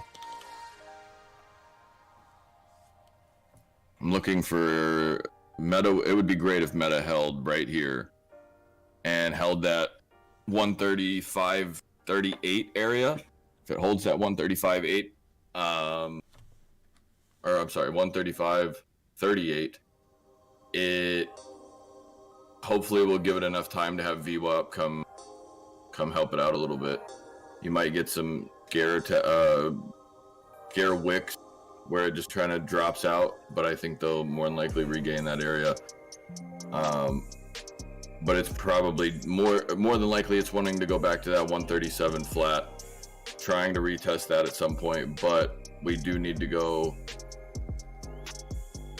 I would say, I'm in tennis. I just loaded the boat. You sold me. Selling Girl Scout cookies, or what's poppin'? No. I like this AI, this LIDR one we were just talking about with the Department of Defense stuff coming up, and having the Vice President coming over from Lockheed Martin. And we are just off 52-week lows of 79 cents. I just picked some up at 85 cents. Let's see what happens.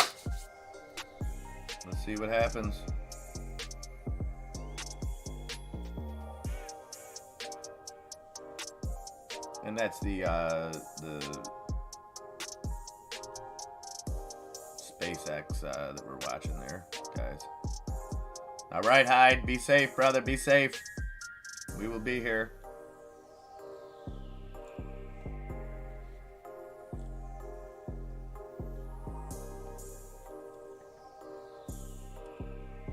Why is Rick Cogswell muted?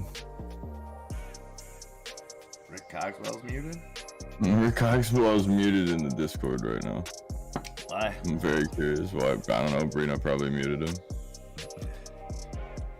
Not being mean or anything, like, just probably he was open.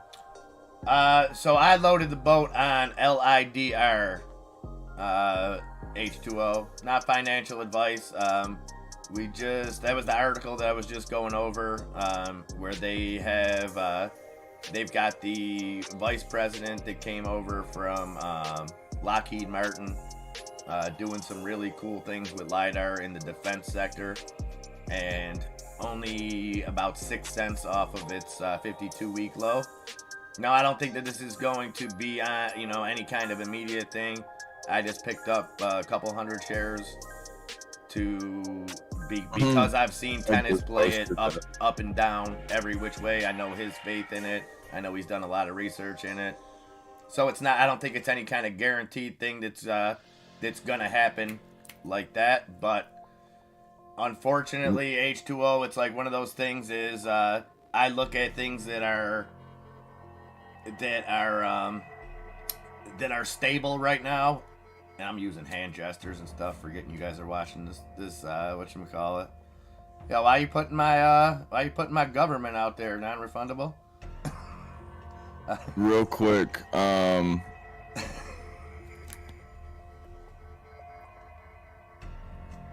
he put Jimmy Neutron out on the screen? But hold on, let me just finish that thought real quick. I think conflict, unfortunately, is a constant. And whether that's active, battle, anything like that, there's always going to be a need. And I think right now, anything that's dealing with the Department of Defense with those kind of contracts are probably some of the most stable things in the world. It's unfortunate to look at it from that angle. I don't want it to seem like we're propagating war or anything like that, because obviously you guys know that's not the case. But I think it's a fair assumption. Wow, you guys are awesome. You guys are, man, amazing. Woo. And Santa's getting busy. And trust me, guys, that membership, don't look at that as a donation. I appreciate that you guys are doing this for us, but we are going to make sure that you get value out of it. That's the key. And so stay tuned. We're going to get things going. No, we do appreciate that, though. Holy NXTP. Whoa, 131%. What happened here? What did I miss? Okay, so they got a $15 million investment. They entered into a binding commitment for a $15 million strategic investment into its Next FinTech division from an institutional investor. The investment commitment consists of the purchase of shares of common stock in Next FinTech at a pre-money valuation of $150 million for Next FinTech, and warrants to purchase shares in Next Play, beneficially owned by Next Bank, and an option to convert said Next FinTech shares into up to an 18.8% equity interest in Next Bank. So don't know where that's going to go in the long term, Arctic Fox. So if you're in that, kind of be careful where this goes, but play the run up, my friend, and I'll keep an eye on that for you and see. Just because when you start dealing with these kind of commitments that use the language could be up to this or may lead up to that or could possibly be, we always got to be a little bit leery and keep an eye on it. New developments. What you got? I gotta give Santa the Yo, nice. Guy is absolutely slaying. Santa has 40, 50, 65, 72. Yeah, baby. 33, 37, 65, and 67% day. Just smacking around. He's just he's playing volleyball with himself back there, killing puts like it's going out of style. I think he killed the calls on the way up. He grabbed the 368s, 369s for the day, and then grabbed SQ puts with those calls, them opposite way right off of that. That was a great trade. Love it, Santa. Yeah, that's the one, H2O LIDR. I sometimes call it LIDAR, but there is another company that's just called LIDAR, but that's the ticker symbol LIDR. It is AI Inc. And that's a great point too, Tennis. And you would have some insight into this, guys. This isn't Tennis talking out of his banana. Saying Steve Frey isn't going to AI without at least 100 million pipeline. Yeah, and I think that's kind of what I was alluding to. Not as specific, Tennis, when I say a guy of that stature isn't going to leave a company of that stature. You know, we see execs leave big companies all the time for whatever reason, but I think when you're in such a specific sector like that, you're bringing those connections with you, you know, wherever you go. So I think that's I think it's great news, and I have no problem sitting on it for a while. Like I said, and you know what? If I was to lose it because world peace broke out, like the one episode of Saved by the Bell when Kelly couldn't go to the prom because peace broke out and her dad was a defense contractor, if something like that was to happen, I would be okay with it. Back to you, Enzo. Good job, Arctic Fox, trying to get out with those profits. I like it, just because you're probably going to see some downside after the smoke settles on this one.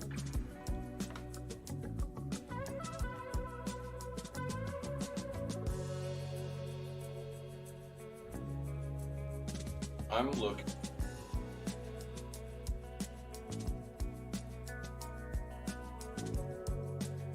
What are you looking at?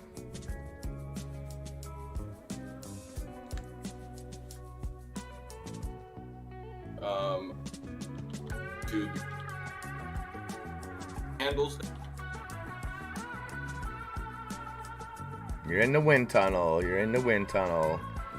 I walked away from the mic. YouTube is giving you YouTube handles now. What are they doing? YouTube has YouTube. It says, we're writing you to let you know that in a couple weeks, YouTube will be introducing handles that make it easier for members to communicate, for the community to find and connect with each other. Your handle will be unique to your channel and will be how people mention you in comments, community posts, and more. I believe that was already. All right, H2O, we're in this together. And there is another article there. Tennis is physical dropping. Thank you so much for that. So what is this? We're gonna have a new what at YouTube?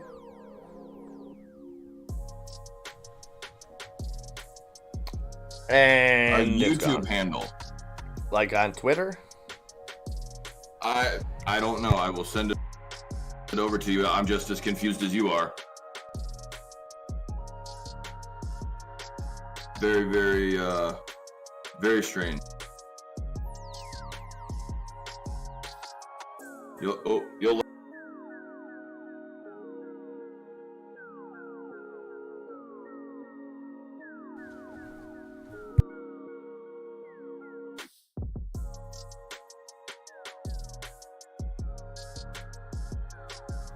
my mic just did something real funny. Sorry if my voice is not good here.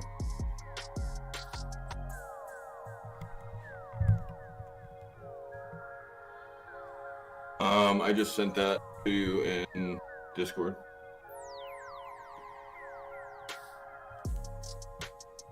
Oh, that's not that kind of rocket, Birdie. This is a play rocket. This is one of those ones Trumpy was talking about.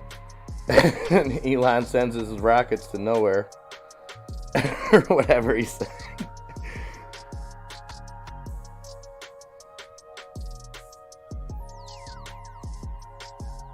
DNUT, there you go, Grumpy. Monday marks the last day to get in on that dividend payout from Krispy Kreme.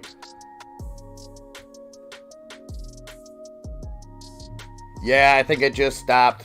My bad. I didn't have the YouTube up. I think they, unless you guys want to watch the actual launch. But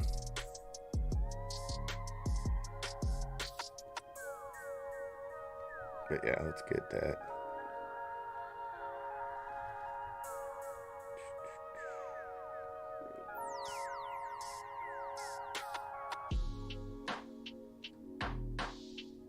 You know what they say, you seen one rocket launch, you seen them all, right?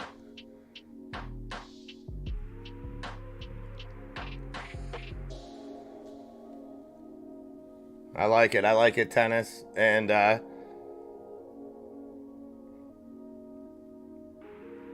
like I said, I'm not afraid to hold that one for a little bit. Didn't invest too much, knew exactly what I was getting into. But at some point, my plan is to kind of start reestablishing my long-term positions, and in a stock like that, I have no problem keeping it kind of in limbo right now. Well, I'm trying to play it the way tennis does on these fundamental plays where he gets them at a great value. Initially can plan for a long-term hold, but at the same time, market conditions can change that to where it turns into taking profits, waiting for the dip, and then getting that position back.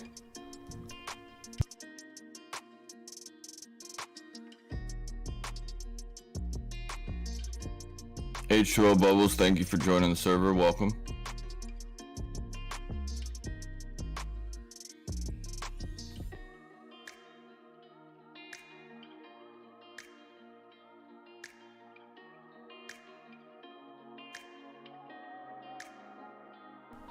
Yeah, I can't wait till Tiny Boxes steps in here and sees H2O Bubbles. I know she'll be excited.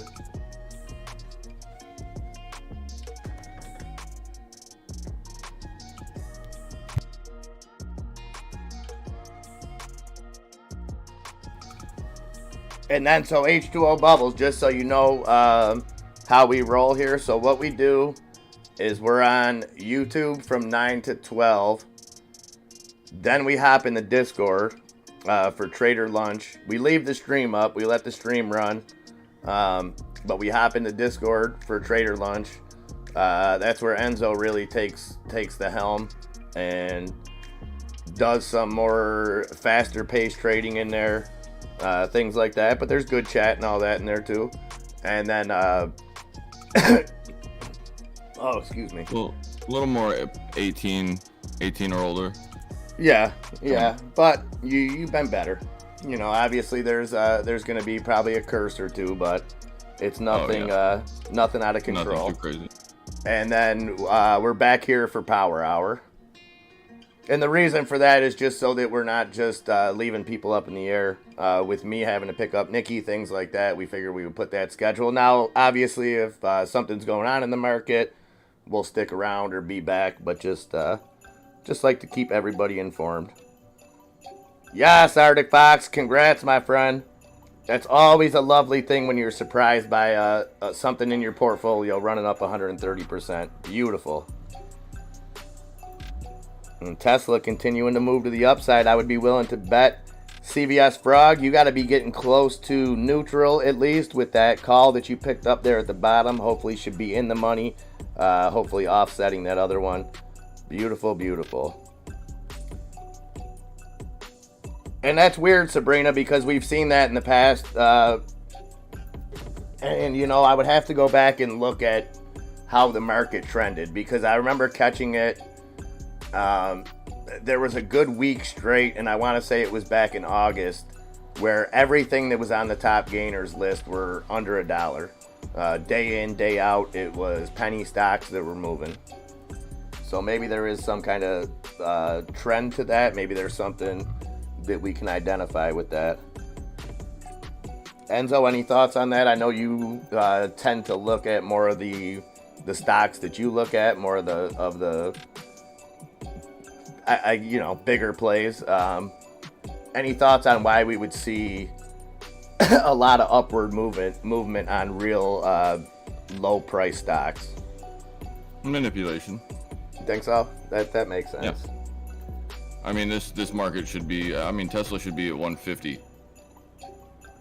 So interesting thing Kramer said this morning. Yeah, I know. Which one? So they asked him about the movement, right? So this was kind of right after the trust thing. This was right before I got on. I caught the interview right before I got on. And they were asking him about the market action and the kind of the big swings that we've seen the past couple of days, especially in the pre-market. And he was alluding to, well, we were in the green, now we're in the red, blah blah blah blah blah. And Kramer just flat out blamed it on the market makers. He was like, well, the guys that are doing this, they're just able to move this. They're able to move it with nothing. They were like, these indexes are moving with nothing, with no volume. They're just able to move these stocks however they want. And it's like, wow, I don't think he was supposed to say that part out loud. But probably not. You know, it's telling when they slip up like that and kind of reveal the truth, and that's why you gotta look for them, because Sure, most of the stuff that comes out of his mouth, I take with a grain of salt. But that's one of those things where it's like, was that a Freudian slip, or did he, was he revealing? Yeah, they're just moving it. It's like Birdie said yesterday when we were talking about the Amsterdam exchange. I was trying to put the pieces together of why it runs pretty much hand in hand with the SPY. And, you know, it's not, I was looking at it from, okay, are they invested in the same are they this and that? And Birdie had a simple answer. He said, no, the simple answer is BlackRock and Vanguard own 50% and own 50% over here. So, yeah, obviously they're going to move the exact same way.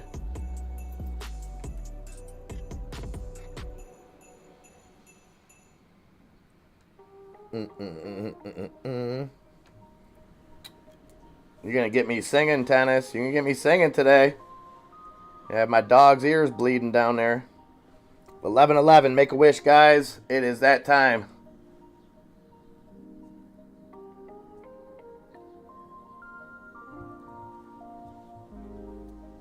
And Tesla continuing to climb to the upside. Still sitting on them calls, Enzo? You looking to get out of those today, or what's your plan with them? That position is now up $261 on 182. I have two of those. 2%. No, I'm chilling. Okay. I'm watching for the break of Netflix above 278. I don't think it'll get. All right, so when you're looking at Tesla now with that call, what other stocks are you looking at as an indicator on the Tesla call? What do you look at outside of Tesla to help you with that? What other are you looking at them because they move similar? Are you looking at them because of the reaction? What's break it down for me? I'm looking at, like right now, I'm looking at Netflix. I look at the fact that Netflix is pumping, and I didn't think Netflix was even worth where it was at right now. So I mean, I'm genuinely surprised and getting into or averaging into that. But as well, I'm using that as an indicator towards if Netflix is going up. The Netflix's morning pattern is exactly like Tesla's and what Tesla is doing right now. So if you go and look at pre-market, aftermarket yesterday into pre-market this morning, and then what Tesla's done today, it looks like the last 2 days of Netflix almost identical. It's the bottom of 206.35. It runs all the way up, just like Netflix ran all the way up to 275 during the open. It leaks all the way back down. It's the exact same pattern. And right now, I know that we just broke on Netflix our high from pre-market. We did the same thing on Tesla. So now I'm basically retesting the highs. I know that Tesla can go to about 217.28 with just that pattern right there. But the fact that the SPY right now is also looking very strong over the 370. Does look like it could go and have some downside if it doesn't want to hold here, but it basically posted up that 370.68 and is looking like it's trying to go back towards the 372. So I'm looking at that as a bullish indicator on the market. I'm looking at that doing the same thing on Tesla and Netflix all as a whole. If I see Netflix go and puncture up to the upside of 279.26, then I'm definitely gonna hold Tesla, because Tesla's more than likely gonna run to 218. Gotcha. We got AMC on the move. AMC up at 656, almost 7.5% gains. APE flying as well. APE up over 11%, was just at the 230 mark. GameStop now up 3.5%. So not seeing that action, Birdie, that we maybe hoped for. But like I said, I think we got to look at it with the 60 days, as this would be the date for them to file some kind of complaint, some kind of any kind of action against the DTCC for how they handled the dividend. And if not, Birdie, hey, it's one more letdown in a sense, but it's just another part of the journey, my friend. Let's see. Let me check, see if Ryan Cohen's put anything out today. We got that tweet. I think we got 2 tweets from Ryan Cohen the other day. I don't know if we've had any follow-up.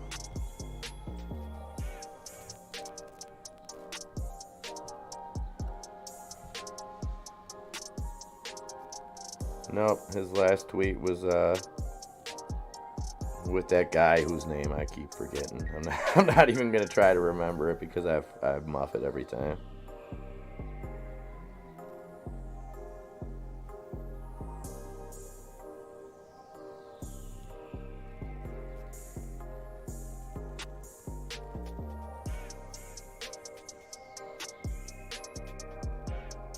So Mullen, after that big run up, down now at 37 cents on Mullen.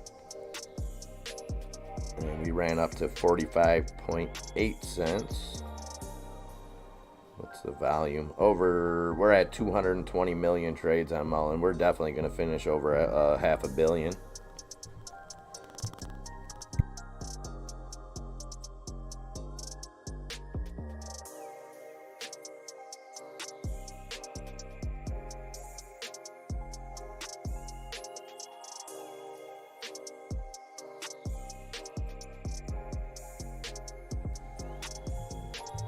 Hey, I'm already up $5 on that AI trade. Let's go, baby.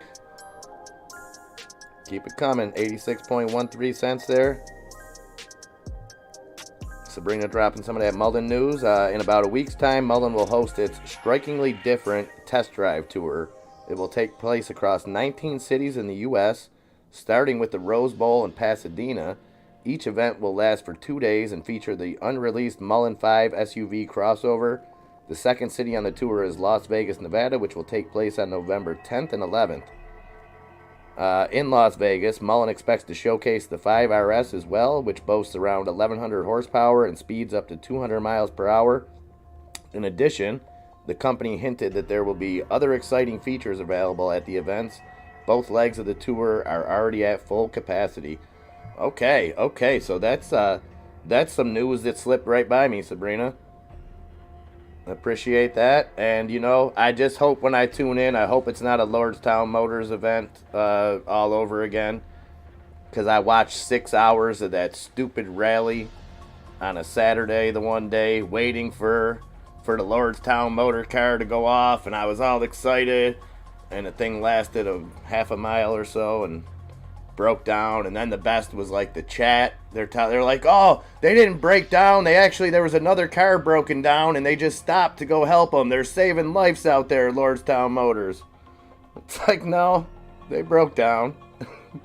But hopefully this one goes better. And looking forward to seeing the rollout of that Mullen 5 crossover.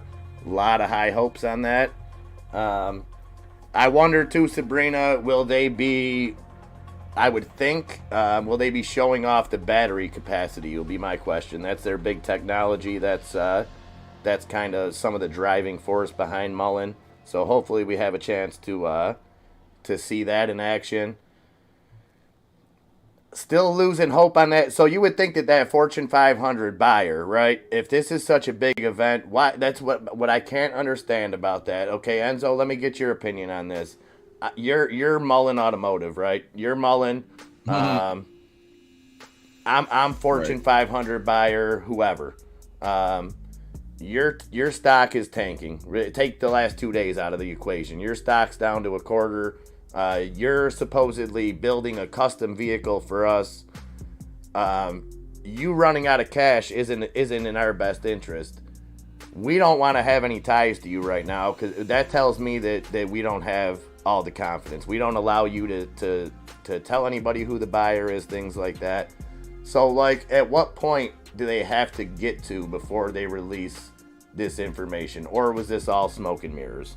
Because they left an out on it. They never said that the contracts had been signed. They just kind of worded it in ways where it was, yes, we're working with them. It's going to be revealed, but just kind of pushed it down, and we still haven't heard anything about it. Does this Fortune 500 buyer exist? Are they doing more behind the scenes than we know? Because it just doesn't add up.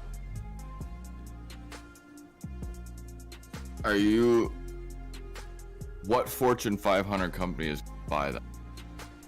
Well, that's the thing. We don't know. No, it's a car, right? Yeah.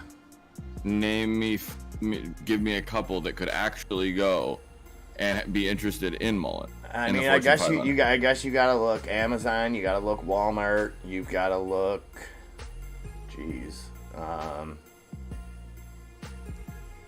I don't know, maybe something in the rental sector. I don't know if any of those are Fortune 500. Maybe an Avis, something like that. Maybe some kind of order like that.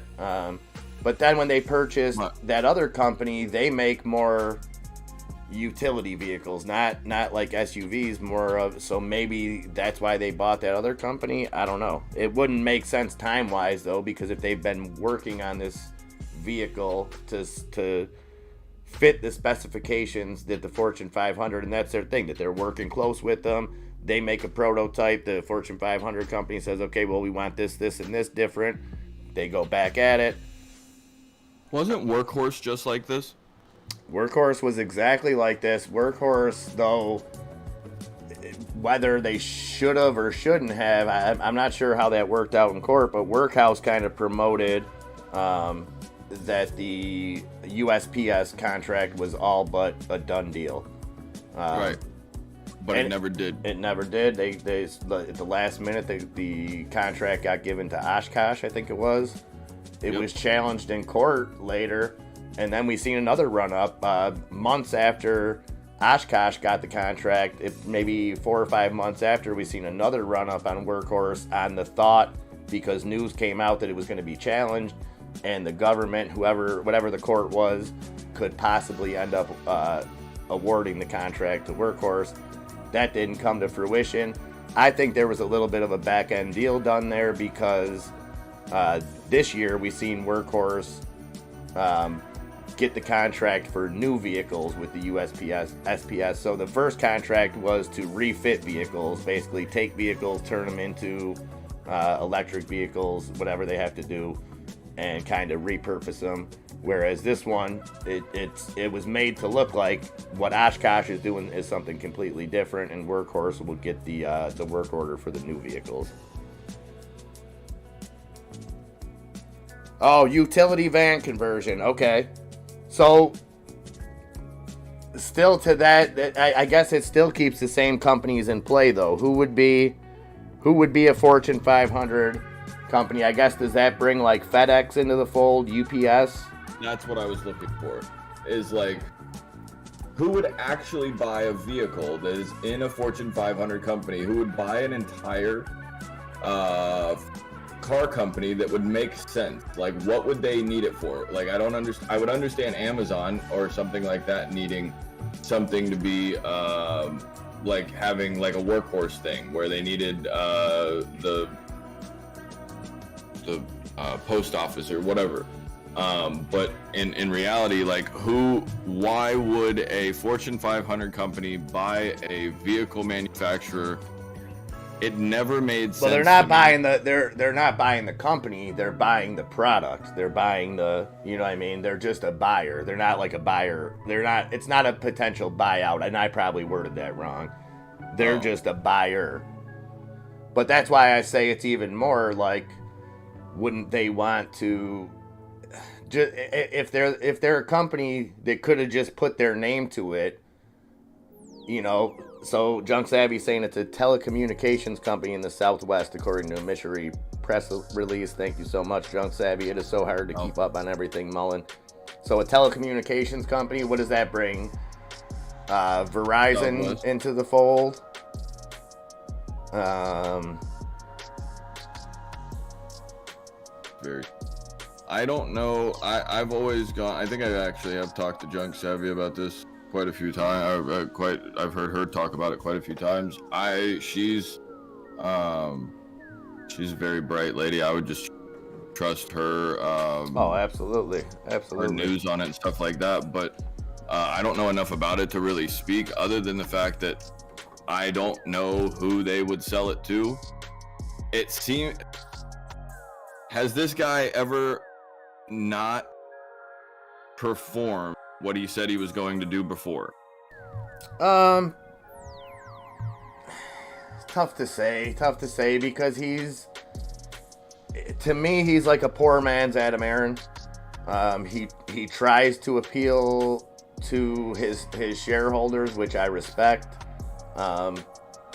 I wouldn't say he's necessarily like said something and then done the opposite, but I would say that we've been kind of let down a few times, whether it was for any kind of bad purpose, or, because you never know if it's the way that they're putting something out or just that the way the press is putting something out. So the press puts something out, we feel a certain way about it, and then something doesn't happen. It's not really fair to just put that blame on him. And I'm a big critic of his, so I still got some faith in him, but it's I don't know what to make of him, because it's Junk Savvy told me one time, this is a passion project for him, and I agree with it. And I just don't know how clouded that makes it. And Randy Stogner, he's got some great information on the whole way that the company's set up, where Mishery is so protected in it. So there's like so many moving pieces, and it's almost tedious, because myself, not as much as Junk Savvy, I'm sure Randy, other people have put in so much effort on this stock, doing the DD, trying to figure out what the hell's going on. And it's I'm not saying that it's not paying off, because any knowledge is good knowledge. I just feel like we've went in circles a few times on this stock. It's just very confusing to me how it just I don't know. It seems like every time I hear of somebody talking about it, it just hasn't done anything. They're always waiting on some kind of catalyst, and that goes, and it puts me in two situations. It puts me in the thought of, okay, you know what? If people like Junk Savvy, people that I trust their opinion, where it's like, oh, that person's been trading for a long time, they're a very smart human being, they're not going to go throw their money into something unnecessarily. I understand wanting to hold and wait out an investment. What I don't like is whenever they go and they're just trekked along, because as somebody that has to give my opinion, I don't like to go and ever say stay into something that's not working. But I also remember what it was like to hold AMC through some hard times, or CCIV, and so you know what I mean. I don't want to go and knock people off to what they decently care for, because I genuinely think that that's a well, and it's a tough conversation to have, because there's been plenty of stocks where I like the company, I think the company has the chance or will succeed, but then where the price is at, it's garbage. And I'm not saying like just Mullen. There's a lot of instances. There was a lot of Lucid. That was my big point, and a lot of that came from Hills Bills. She did a ton of DD on Lucid. She shared a lot of that with me, and it was tough to try to put out the message of, I love this company, I love where they're going, but at $50 a share, this is highway robbery. Like this is ridiculousness. So it's tough to not hard. Send a mixed message, because I don't want to like crap on a stock that someone's holding just because, but sometimes they're just overvalued. Now that doesn't mean, hey, just panic sell or anything like that, but like no, an intelligent mind like Junk Savvy, for example, puts together a plan for that. So like, so it might just appear like, oh, well, she's just sitting on a bag. Well, no, she's not. She's formulating a plan to get into action, and she knows exactly what she's doing, and that's the key. What she does is just averages down. Yeah, but she waits for the perfect time. She knows exactly when she's going to do it. She doesn't just, oh, this is down, so I need to, I can just buy, I can pump a bunch more money into it right now and bring my average down. No, she's She waits for the bottom. She's patient with it, and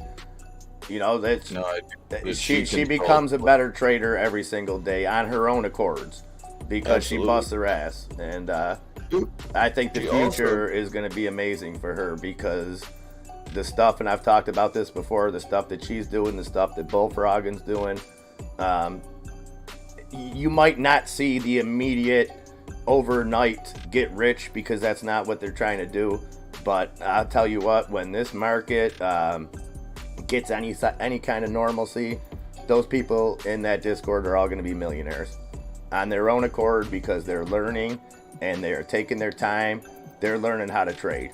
They're not learning how to, just buy stocks and hold them. They're doing their thing. You're doing your thing. I think you're helping a lot of people see a whole different side of trading. And I'll tell you what, if this thing is going to be successful, we need both avenues. We need people playing runners. We need that FOMO list because that's how some people make money. We need those high risk options that you're playing that some people wouldn't touch with a 10-foot stick. Then we need those plays where people have done the DD, people can see the moves. Oh yeah, no, it's all coming together, and everyone's gonna keep sharing this knowledge. And for me myself, what I'm really trying to do is not focus on one thing. I'm trying to learn your methods. I'm trying to learn their methods. I'm trying to bring everything together.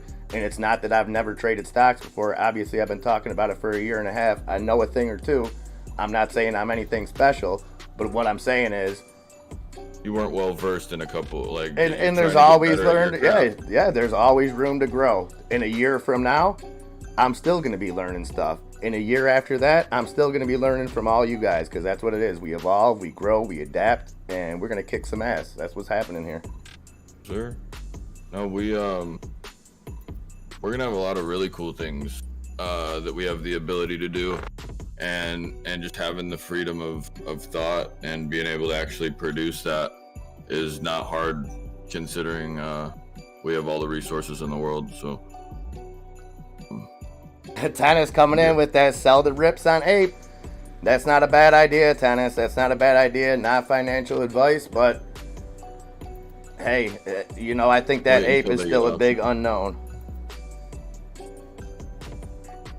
Hey, that's just truth, John Savvy. You've earned that. You've earned that respect. Respect ain't given, it's earned, and you've gone above and beyond. So absolutely. No, I do know that also she listens to a very or she listens to a lot of the things that Tennis has to say as well. I know that they talk back and forth all the time, so that's another way that Tennis reaches out as well. So because he I guess they would talk. She was hanging in the Discord and stuff. She would always come in and say, hey, Tennis likes this, or hey, we were talking about this earlier this morning, just the same way you and I talk in the morning. Yeah, absolutely. That outreach is incredible. I lean on both of those two, admittedly. Right. You know what I mean? Both, not even just in the stock market, which is the bulk of our conversations, but both of them are just amazing human beings. Like I again, if we never make $1 off this thing, or we never grow to anything big, it's all worthwhile to have friends like them and everybody else. Come on, Stanley, forget about it. Like, yep. I'm blessed. I don't give a shit. It's a lot of work. I hope you guys know how much we've been putting into this. Sleep ain't a thing no more. But I wouldn't trade this for anything. And you people are so damn special to me. You have no idea. No idea. Let's go. Let's making money. Come on.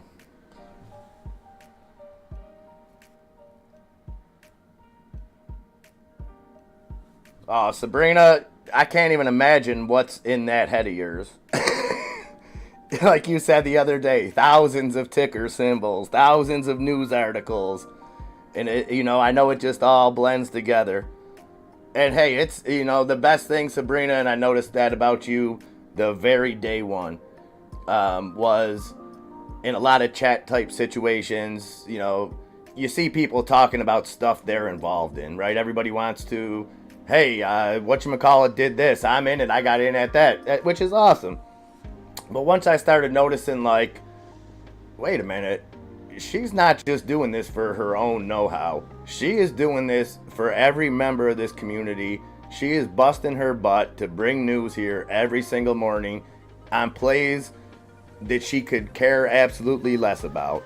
And that is just an amazing, selfless act. And Junk Savvy coming in with the dynamic duo. We got our own news network right here with them too. Like, what more could you possibly ask for?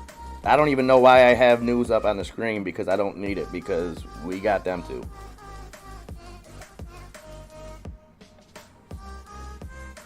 Thank you, Caesar, for boosting the server and welcoming H2O Bubbles to the server again. Thank you guys both. He's out here throwing diamonds at us. It's amazing. We got a twofer today, man. Two old familiar faces. Feels like a high school reunion. Seeing H2O Bubbles, seeing Martin Apollo in the chat. Sure. Come on. Also, if everybody could just make sure they're hitting the like button and sharing. I'm gonna try to get up a link that'll go to but Birdie Hunter has our Twitter. I gave him a Twitter account. So I'll get. Well,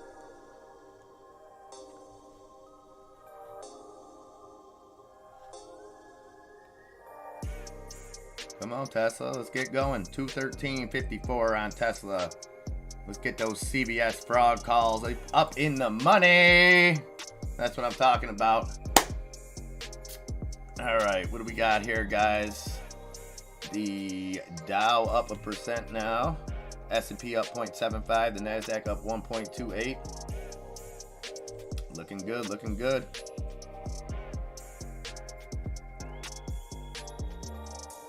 Putting in that work, Sabrina. That's what it's all about. And trust me, baby girl, the payoff is going to be there. And like I said, the way that I see it is you guys are my payoff. You know, I've met in the last year and a half, 2 years, I've met more amazing people than I have my whole life. And I mean that. You guys are your friggin' family. And, you know, it's just to bring it back to last night again real quick, not to delve too much into it, but like Sabrina, like you said, I think if you were around for that conversation, you would be like, wow, these guys must be family, because these conversations don't exist with people that don't love each other. You know what I mean? You can't have disagreements and talk about them civilly and talk things out and see other points of view. And you know, that's what we want to continue to bring here. We want everybody to feel welcome. We want your voice to feel like it's heard. You know, it's too much shutting down people's opinions, too much you can't talk about this because it's taboo. None of that. Well, if you're against me on this, then that must mean that you stand for this, this, and this. No, we're all people. We're all people. You see in the chat, there ain't no little letters next to your name. There ain't no there's nothing to put you into any kind of box. You are exactly who you are. You are Junk Savvy. You are Heidenreich. You are Lobo de Welfare. You are H2O Bubbles. And you ain't nothing else other than that. You ain't no check mark. That's all. You are hot. Yes. I'm hot. And you're not. It is that time of year, guys. Make sure to be sure that you watch the original Teen Witch over this holiday season. You're not doing it right if you don't. But top that. Stop that. I don't really give up about that. Top that. Yeah, bring it back. I'll throw my friggin' jean jacket on for Power Hour if I got to. Oh, there'll be plenty more. There'll be plenty more, Lobo. And it wasn't anything monumental. It wasn't anything. It was just, it was like non-refundable said. It was a bunch of guys expressing their feelings. It was, it was cool. It was nice. It was the closest thing that I'll ever have to a night like Freddie Flintstone used to have at the Water Buffalo Lodge. That's kind of what it felt like, minus the stupid hats.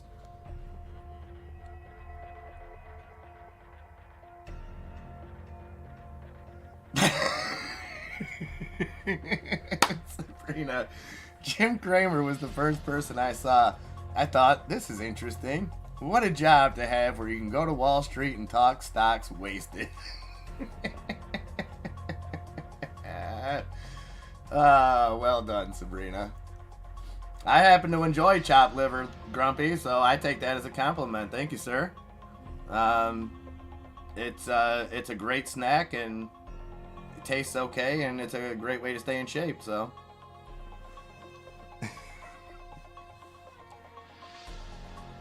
Alright, guys, back to the market. Wow, that NXTP up 170% now at 54%. Look at that LiDAR. Look at that LiDAR up at 86.75 cents. Show me the money. That's a 2.5% bagger so far for me there, Enzo. So you can put that in your pipe and smoke it, brother. What else we got? Beat Heartbeam holding up above that $4 level. BEAT. $4. What are you getting spicy about over here? Up 2.5% on my AI. Oh, that's very sexy. Gains are gains. Yes, sir.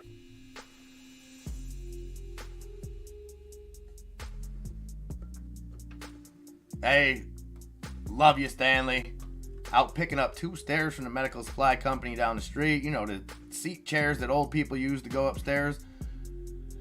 I know the ones, and I feel terrible, Stanley, because I used to kind of, want one of those in my house when I was a kid. Yo, quick question. Isn't he supposed to be at home resting? He is, but if you know Stanley, just much like I said about H2O Bubbles, Stanley is a hustler, baby. Yeah, but Pauline's gonna kill him, baby. Yeah, but you know what? He's a provider, man. He's a provider first and foremost, and that's another guy. And Stanley, for real, brother. Just love you, my man. You are the real deal. You are the real deal. You're the type of man that, like, I want my son to grow up to be like. That's the kind of respect I got for you. That's right. Got to make that money, man. You're a provider, and you know what? Nothing but love, my man. Look at tennis. Wants to go around, come along on a fantastic voyage.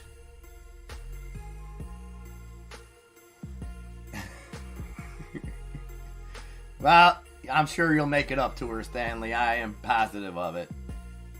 I am positive. American Airlines was sliding about 2.5% lower on Thursday despite printing a third quarter earnings beat. It's because I listened to the CEO talk. I wasn't buying his guidance, and maybe it wasn't a good idea for him to go on CNBC because it sounded like he didn't sound confident.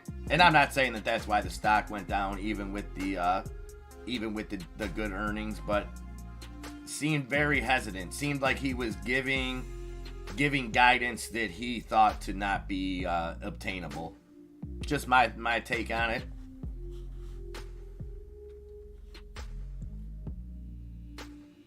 Oh, so these are the big boys, Stanley. These are the big boys. Yeah, I'm not going to tell you not to do it because you ain't going to listen. But that's sacrifice. That's the stuff that I'm talking about, Stanley. That's the stuff that I'm talking about right there. Sacrificing physically whatever you got to do to provide for your family. And if I can raise a son that's like that, I'll know I have done something right. Tell him, Stanley, still strong as a bull.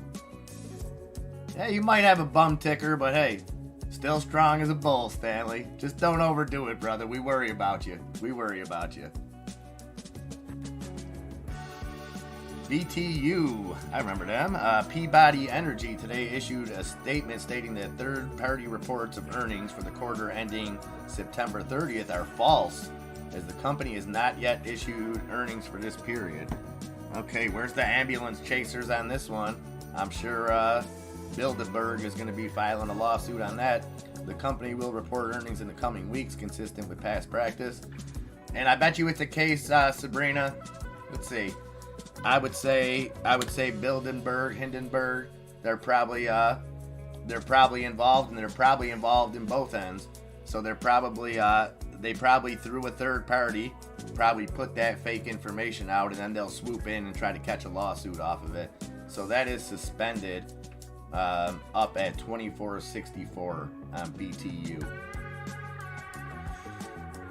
And let me look and see. I wonder when that news came out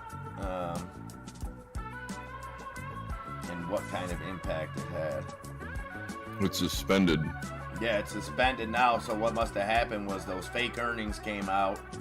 I'm looking for where it came out. I'm assuming maybe it came out this morning. I mean, it didn't run too much. Maybe from 23.84 up to 24.77, if that's the case. And then they revealed that it was a fraud and then suspended it. Well, like, how do you write that? You can't do anything to change.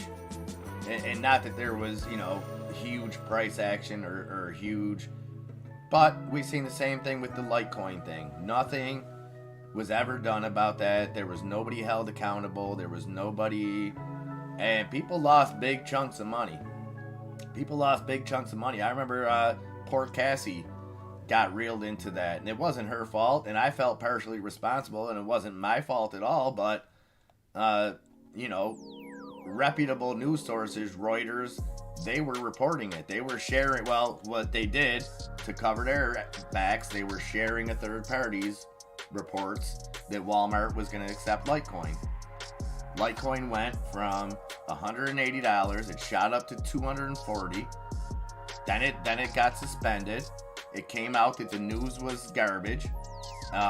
Dropped all the way to $160 after it came out of the halt.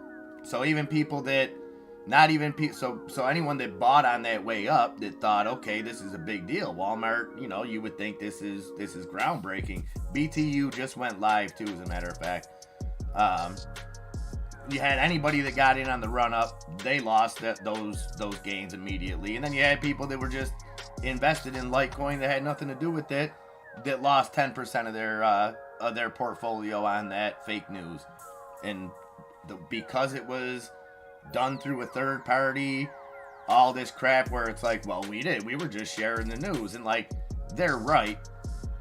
So like from my end, it was like, well, I'm just reading a news article that I have to assume is true because it's from a reputable source. When it's something like that, obviously I didn't have the time to fact check it, things like that. We're doing a live show, but nobody else was responsible. Benzinga, Reuters, all those that shared it, and then they were able to just delete the story and act like nothing happened. Very strange.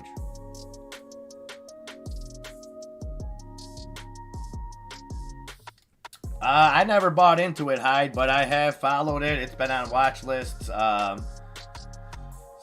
back since you mentioned it. Oh, you bought a bunch at 88? So what's your average now, if you don't mind me asking? Axon is up 3% today at 127.75. I told you in the beginning, Hyde, we're not in the same tax bracket. When we first started talking portfolios, and you're like, hey, I'm holding Tesla, I got some Axon, and I'm like, well, I got CTRM and Sundial. I told you, we yeah, I think so too. H2O bubbles, I think, I'm just hoping for a peaceful next 2-3 weeks. That's all. I don't want to say. I think things can get crazy. Luckily, things have still been pretty calm. Your typical political mudslinging on both sides. Nothing too severe of that, but I'd be lying to you if I said I'm not a little bit nervous just about the state of the country over the next 2 weeks. And I don't mean just the election. I don't mean the result of the election. I just mean leading up to the election, any kind of civil unrest or anything like that. And then after, if there is any kind of, questions about the elections, anything like that. Like I said, I just hope anything that's done whatever side of the aisle you're on, exercise your right to vote, and make it happen, and do it in a peaceful way, and don't take your thoughts out on other voters. You know, if you got a problem with the side that you're not voting on, don't take it out on the people that vote for that side. Take it out on the leaders, you know, and I don't mean that in a physical way. Just, we need a little bit of peace in this country. We need a little bit of understanding, and I know that sounds so friggin' kumbaya, and you know, you would think by now, a year and a half of pumping sunshine, you would think I would be sick of it, but I'm not, because I truly believe it. I got faith in humanity. Call me old-fashioned. Sitting on over 12K in that company. Woo-hoo! Let's go, Hyde. I like it. Let's get that 12K up to 20K, baby.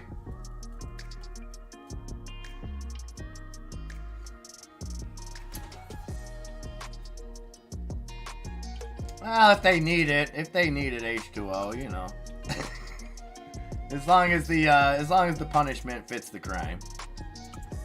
No, I just want to. I'm hoping that on a grander scale, conversations that we had last night can take place all over the country. I think we'd be in a much better place. I think people would go into elections with that mindset of making candidates, whether it's a mayor, whether it's a councilman, whether it's a president, whatever, make them earn that vote, and just seeing that morally most of us are the same.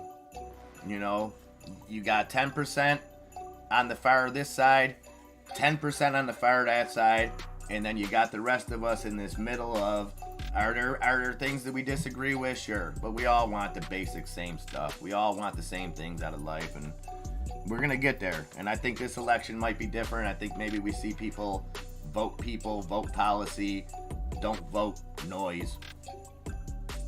105 shares at 121.42. And just for that, just because I'm super nosy, and that's a 5-digit number. Normally, Hyde, I can remember buy-ins for everybody that I interact with, but because that's a 5 number, I'm gonna draw a line there and have it right on my screen.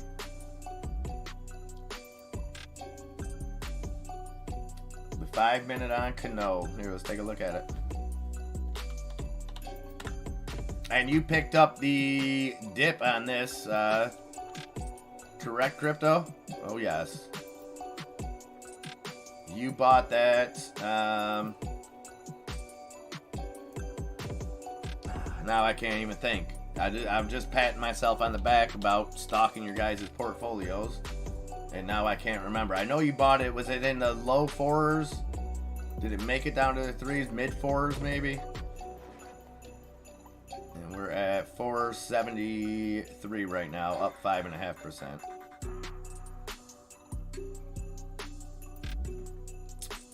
The one that I was talking about, CVS Frog, with Hyde, is AXON, Axon Enterprise.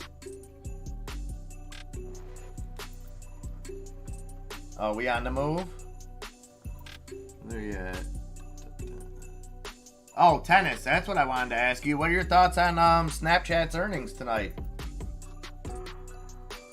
Let's I need to get your take. There we go. 87.7 cents on LIDR. Let's go, baby. I like it. I like it. 6 minutes before trader lunch, guys. And I'm still feeling Snap's earnings.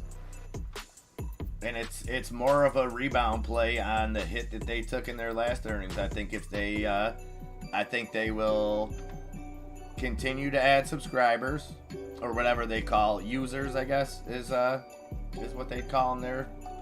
And I would bet that they made strides over the last quarter to up the revenue.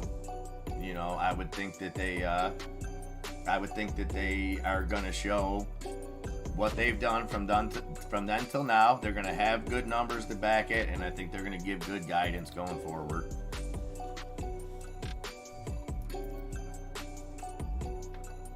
Again, not financial advice. That doesn't obviously earnings aren't something that you can predict both ends of. You know, you can be wrong and right. You can be right and wrong.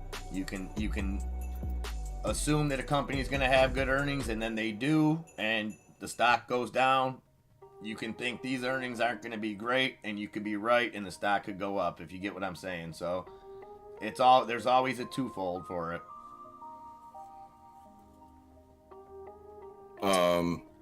We have 5 minutes until we're in the Discord. Just to reiterate, we do have that Patreon link. It is up on the beacon. I will put exclamation point links. We'll get you the link to the beacon, and it is in there. So make sure you go show my some love. And but yeah, I'm gonna be in the Discord. I'm gonna head out a couple minutes early. Go hang out in there. Alrighty, I am when I get off here, I'm gonna go let the dogs out and stuff, and then I'll meet you guys in Discord. Yes, sir. Talk to you in a bit. Stuff. See you guys soon. Show that guy some love, guys. Been putting in that work, and not just the behind the scenes work. He's starting to get pretty polished. And amazing to see him progress, because he might not say it, guys, but he loves you guys in this community every bit as much as I do, and we're trying to figure it out. But one thing that's for sure is nobody wants to see this thing successful for you guys like him. So we're gonna keep this going. LiDAR volume picking up. You still didn't answer the question though, Tennis. What you think about the Snapchat earnings? I'm not going anywhere until you tell me. Will we be lucky enough to get a picture, Junk Savvy? Am I putting you on the spot? I know you're going to install your friend's kitchen cabinets, which first off is just fantastic that you're doing, and yeah, I would love to see the outcome. We're gonna get him there. I think so, Birdie. I think so. He's got the stamina. He's got the desire. We're gonna be good.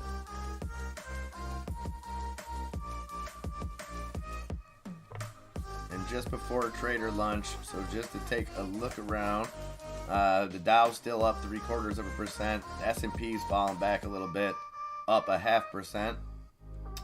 And the Dow up 0.75%.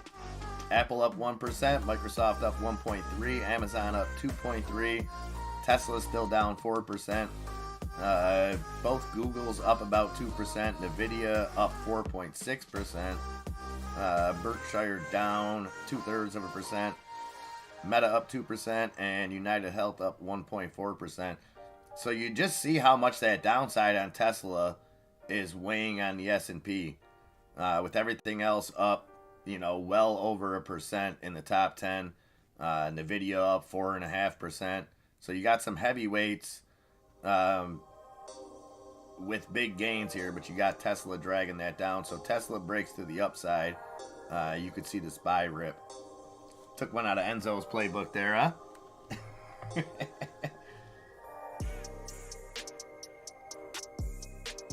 Okay, so is that firm, Tennis?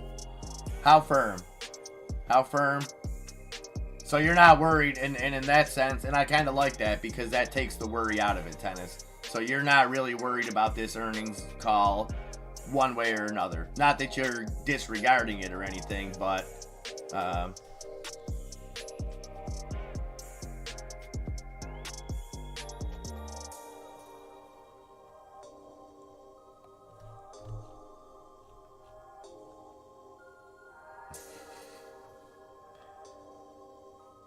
it's all in your head, Caesar. I'm your conscience. Metamaterials. Oh yes, Metamaterials on the move. I have to hit my man Josh Miggs up, let him know his Metamaterials moving up 10%, 92.4 cents on Metamaterials, MMAT.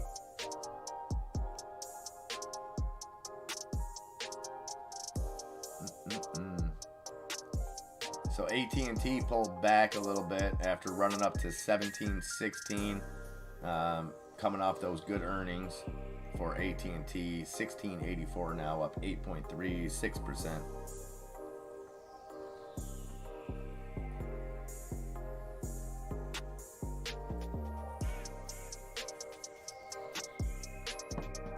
Yeah, CVS, I would definitely take Hyde's word on that. Obviously, look into it for yourself too. But heck, that was well over a year ago, Hyde, when you first talked to me about that. Probably a year and a half at least. All right, guys, it is 12:01. We are gonna take a little bit of a lunch break and head into the Discord. So I will be back, if not sooner, by Power Hour. Gonna leave the stream up just for convenience. And again, I can't thank you guys enough. Every day is a new adventure, and you know it's a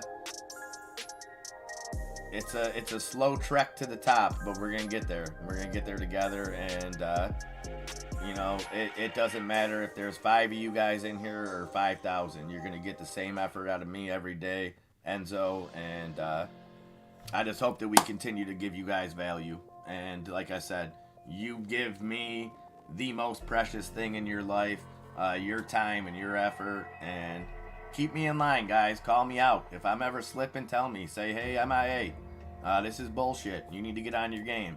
Okay? I need to be held accountable, just like we hold all of each other accountable. So don't be afraid to speak out. Number one thing, you guys all have voices. You all have voices. We're a community. Just because my face is on here, sorry you gotta look at it, but it doesn't make anybody any different. We're all on equal footing, and love you guys. So I will be back in a little bit. If anything pops off, that's the beauty of this too. Having it up like this, if there's ever breaking news or something, you know, don't be surprised to see me jump on, things like that. And again, guys, appreciate you keeping the stream up, helping us get those hours that we need. You guys are just amazing, amazing. And everybody enjoy the afternoon. Hopefully I'll talk to some of you guys in the Discord. If not, see you back here at Power Hour, and I'm out for now.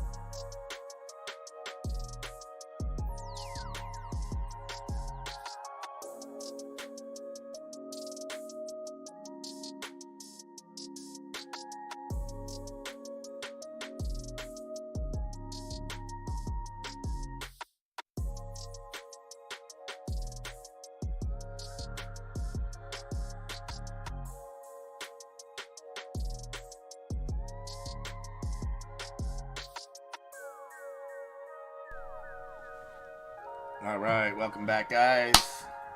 Sorry about that. Torrential downpour out there, picking the boy up. Took me a few extra minutes. How's everybody's afternoon going? Great talking to some of you guys in the Discord. Amazing conversation, as always.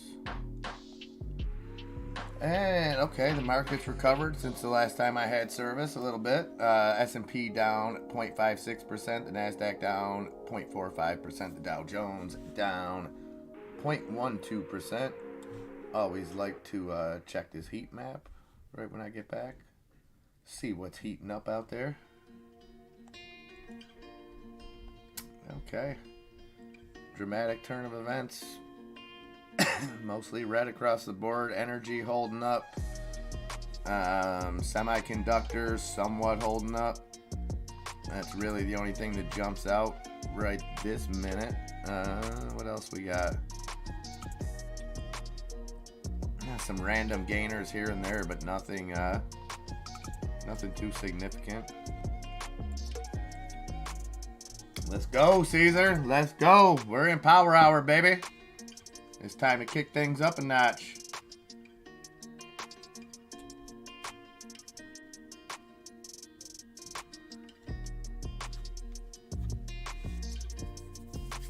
I'm still trying to get warm, Caesar. I'm sorry. I just had to stand out in the rain for like 10 minutes.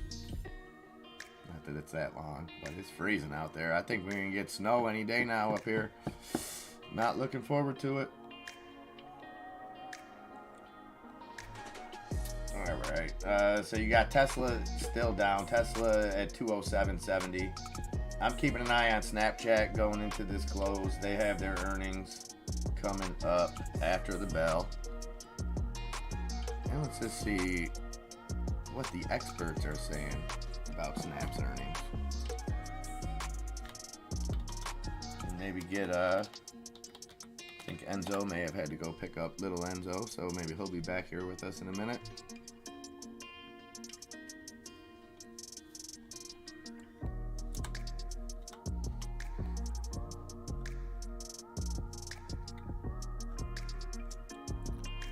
All right, what to look for. Snap is likely to say it lost 2 cents per adjusted earnings per share, excluding certain items in the third quarter, as revenue rose by less than 6%, the slowest pace in 19 quarters, according to an average estimate. Okay, so this is just estimates, not my words.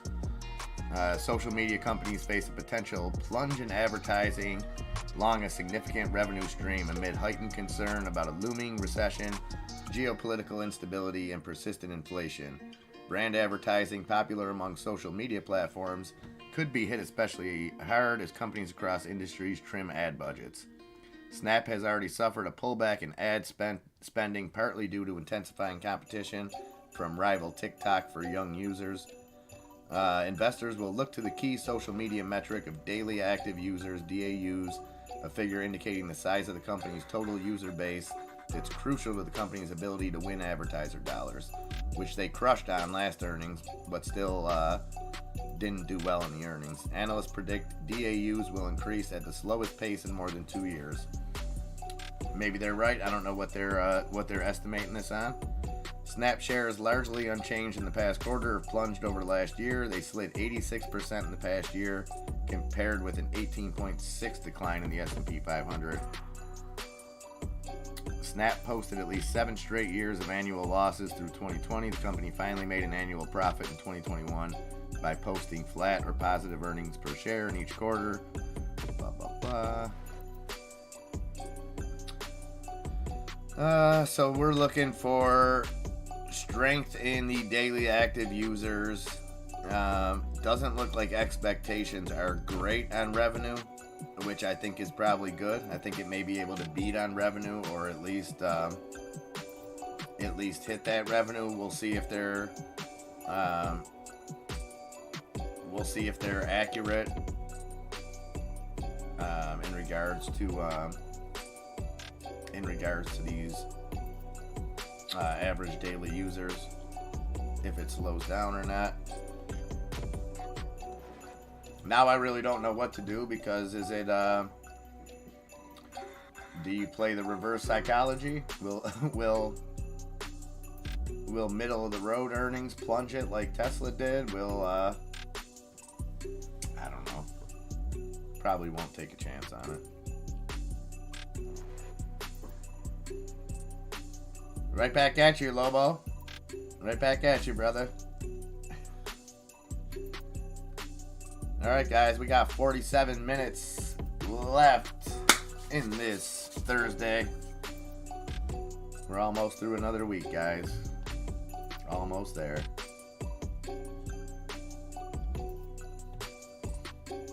One of the big bright spots today, probably haven't talked about it enough, our beloved APE, up 12% now, $2.31 on APE.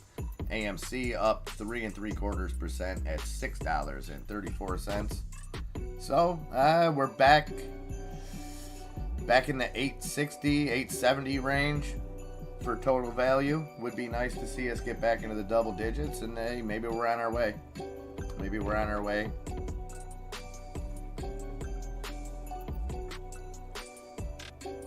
H2O Bubbles, you got to give me some ideas for the 28th. I mean, I want it to kind of be a surprise, but if I'm gonna wear a special Halloween costume, at least you got to throw me some ideas. Give me some options. Give me something to work with. Because I'll tell you what, we're gonna make your 28th birthday a friggin' blowout bash bonanza, Halloween birthday extravaganza, all that good stuff.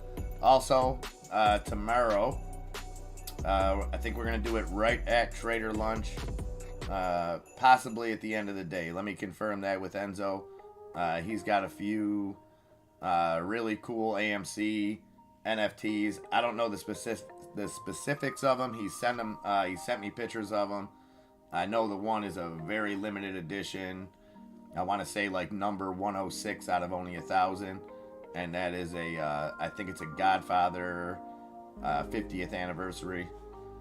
So we're going to be giving away a couple cool things tomorrow. So be sure to be here. Get a little bit weird on a Friday.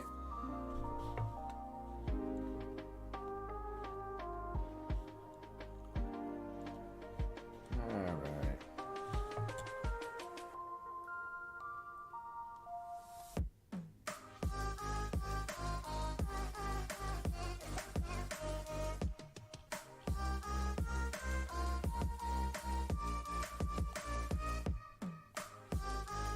Looks like the market pulling back all across the board right now. All across the board. Yeah, it's pretty cool. Like I said, I only seen a picture of it, so my description definitely isn't doing it justice. But yeah, look forward to that.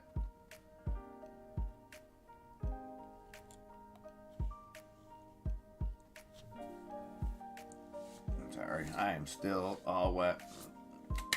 Margarita Friday. Why not? Some people say why, Lobo. I say why not. I say why not.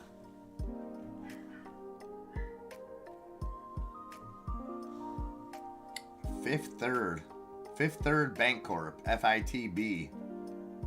Just seeing the CEO talking about this now on a Q3 earnings miss. So not looking good there. Milady likes that.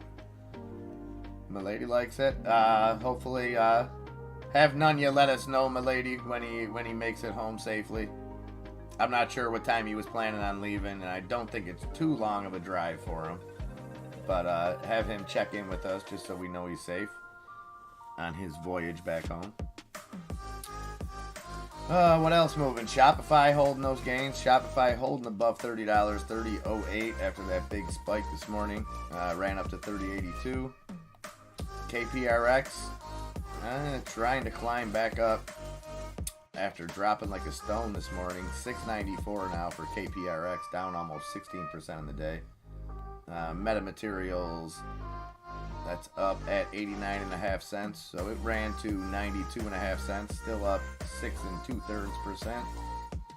Mullen, a crazy day for Mullen. 34.5 cents, still in the green. A little bit disappointing after running up to that 45.8 cent mark. Ooh, would have liked it to hold there. What else we got? AT&T, they've been running all day. That is ticker symbol T. Up almost 8%. They had good earnings before the bell. $16.74 there. In Netflix, it's been a day for Netflix. A lot of that downside Enzo was looking at, 268.15. Netflix down over 1.5% right now.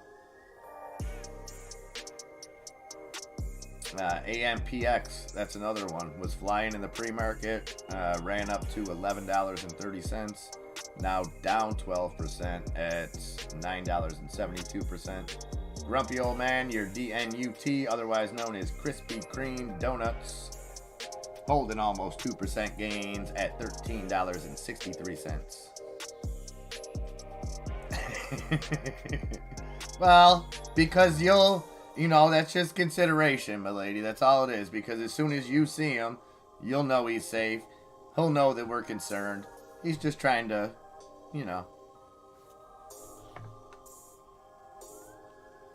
Oh, nice, birdie. Okay, let me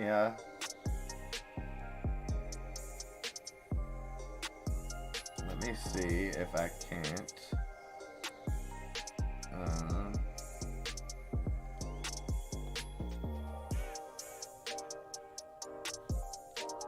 Hold on 1 second, birdie, to see if I can bring that in.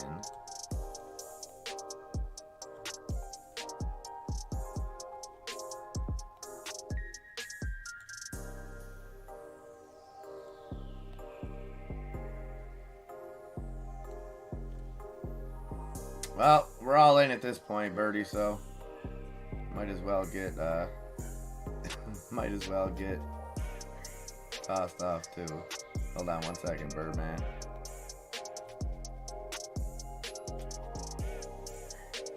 I mean, it is mainstream media. All we're doing is showing the news.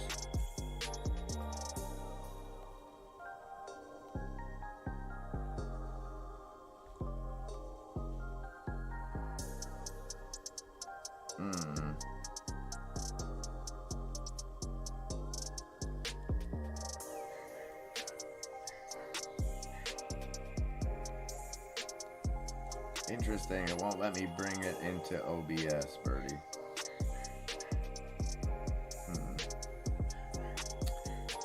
Yeah, give me a second with that. Yeah, I've seen that interview. I'm very surprised. I was shocked at it when I seen it.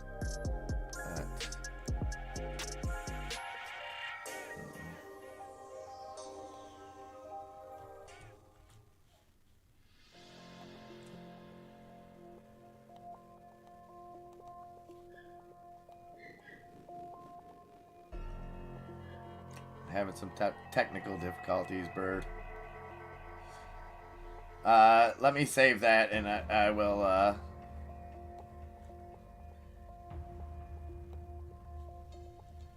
I'll try to get that, because that is something everybody should see. 100%, Birdie. 100%. I don't think it's anything me or you don't know, but some people might be a little surprised by that. Market's falling here. S&P now down almost 1%. The NASDAQ down 0.71. Dow down 0.40. Looking across that S&P top 10, going red. Apple down 0.5%. Microsoft down 1/3%. Amazon just in the red. Tesla continuing down almost 7%, 206.63 on Tesla. Both Google's right around even. Nvidia holding a little green, up 1.12%.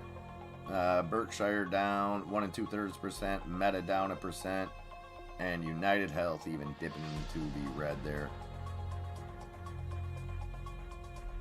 And Ape holding over 12% gains, holding at 232.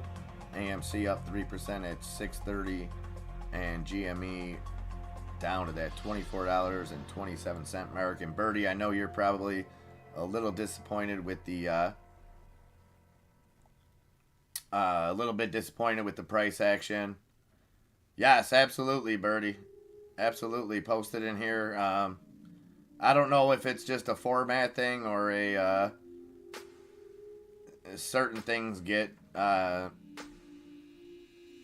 I'm not sure what happens on certain videos when you try to bring them through here. Let's just say that. But yeah, I know you're probably a little disappointed in the price action on GME today, Birdie. But like I said, if anything is to happen with that, I think today would have been the day to at least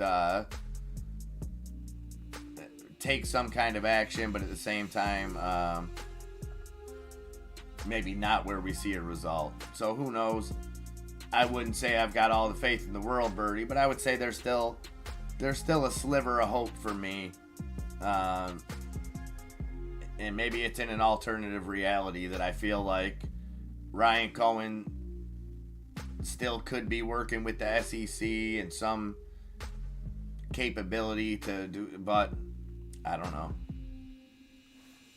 know. It seems like it could be another opportunity come and gone where they didn't press the issue. They obviously, we know that they handled the dividend incorrectly. At the very least, even if there was no bad intent, at least we know it's happened.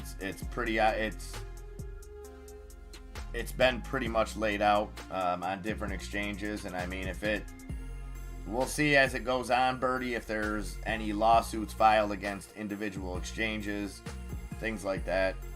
Lot to keep an eye on with that. So I don't think we've heard the end of it.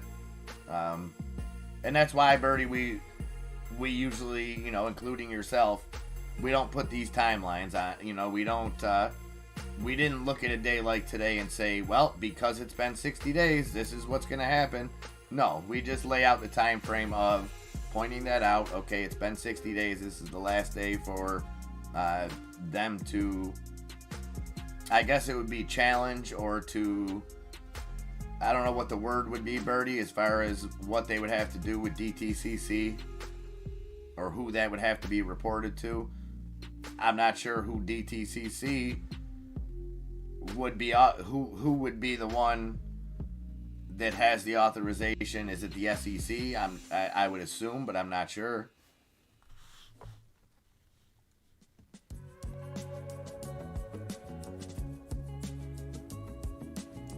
Bitcoin trying to hold that 19,000 mark, $19,059.75 right now on Bitcoin.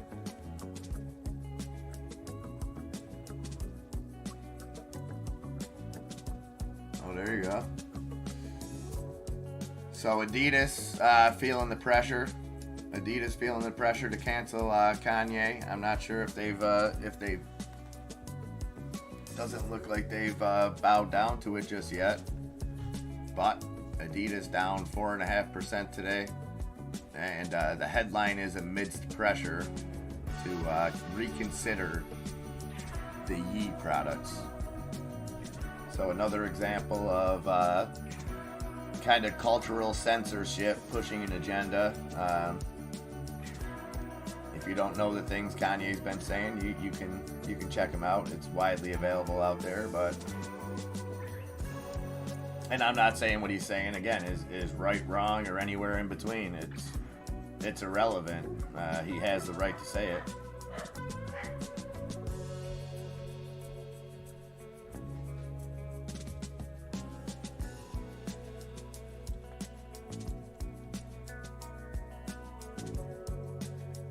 Okay, buying opportunity, Birdie. Some people, like I told Lobo, some say why, I say why not. Why not? Neo holding some of those gains from earlier above that $11 mark, 11.06.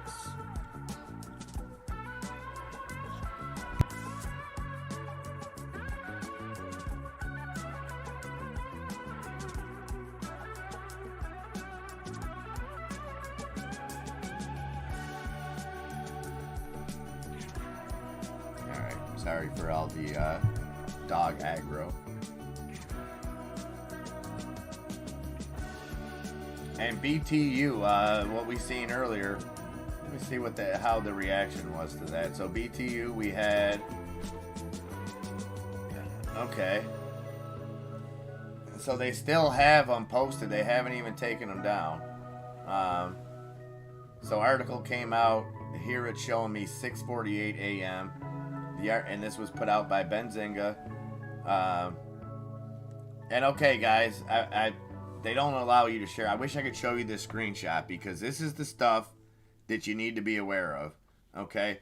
So I'm going to just read you verbatim this whole article. If you're on Weeble, if you have this, you could probably read along. Sorry, it won't let me bring it through Streamlabs. But this was posted by Benzinga at 6:48 this morning. Disclaimer is the top. Disclaimer is the top. This article represents only the author's personal opinion.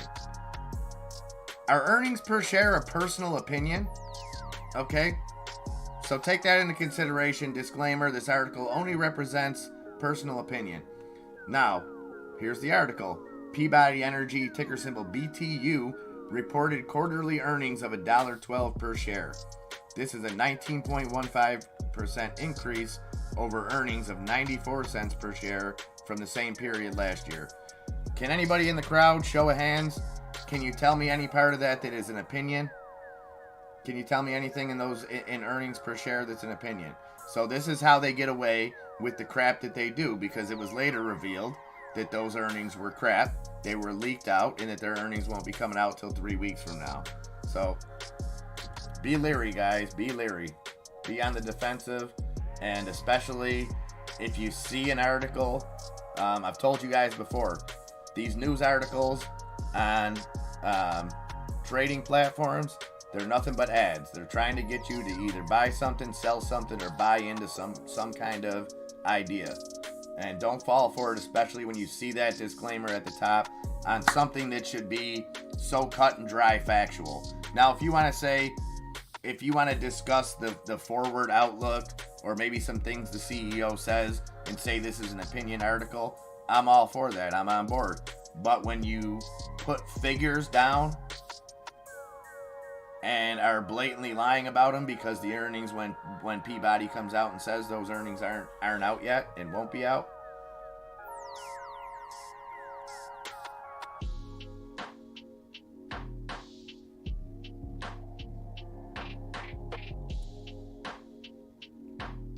and I know we don't look at this as a serious thing. I know we don't look at it like, well, it only moved 5%. It moved up a couple percent. Then it dropped after it got suspended. But you gotta look at it in context. You gotta look at what the ability, what they're able to do, what's happening with it, and not saying that just being aware is enough or is going to change the system, but at least it can protect us. Something to keep an eye on. All right, 3:31, guys. The countdown is on. 29 minutes to go before we wrap up this Thursday afternoon and start getting ready for a fantastic Friday tomorrow.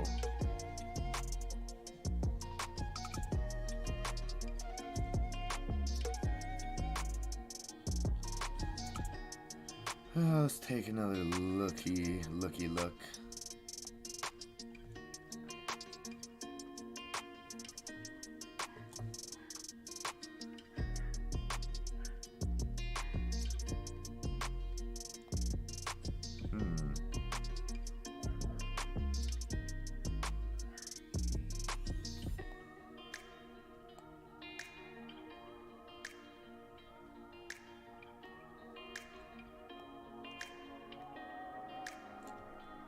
Not a lot's changed. Not a lot's changed. A little bit of green over here. What else? Communication services turning a little bit green. So we got some green up there. Verizon in the green. AT&T's been in the green all day. You got ATVI up there. Google just burst through with a little green. Semiconductors holding strong. Tech not as bad as we've seen earlier. Apple down slightly. Microsoft up slightly. A lot of the electronic components in the red. The communication equipment in the red. As for semiconductors and the rest of the tech, a little bit of green. But nothing to write home about out there, guys.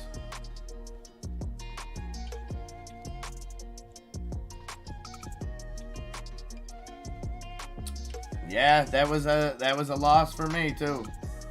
That was a loss for me. H2O on Humble. It was a good learning experience, but it cost me. And that was, you're right. It's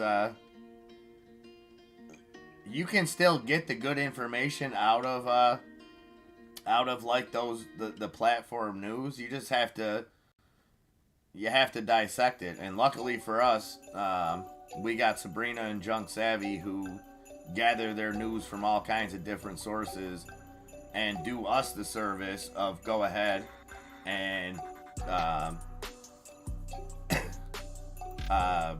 doing us the service of cutting all the stuff out.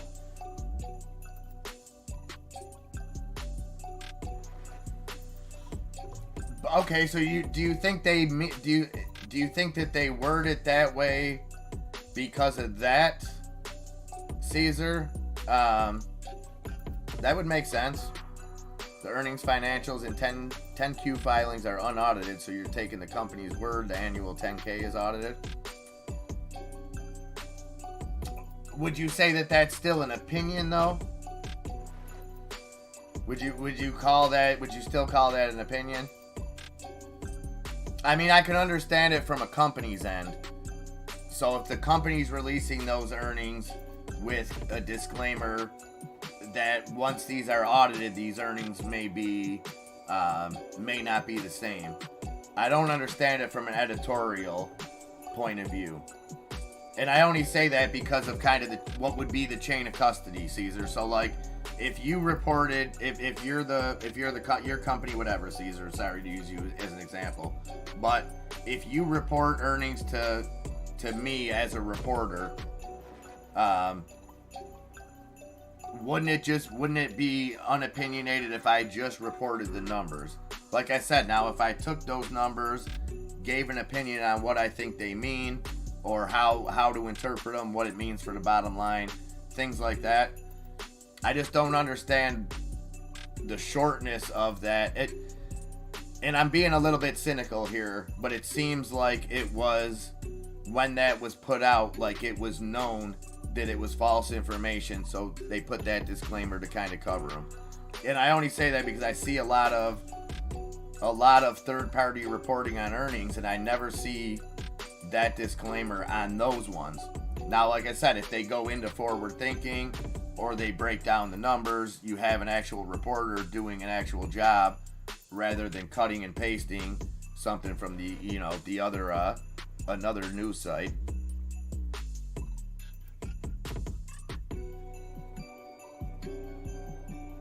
Really? When a CPA audits official, so then when that comes back, that's looked at as the CPA's opinion. So then does that open it up to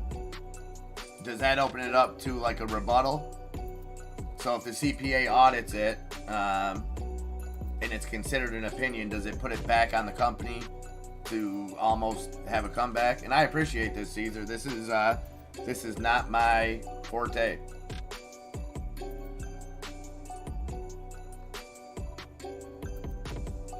Language is well, I appreciate you kind of clearing this up. Much appreciated, Caesar. Look at you. Winning poker games, boosting servers, teaching us about CPAs. Is there anything you can't do? Mr. Caesar C.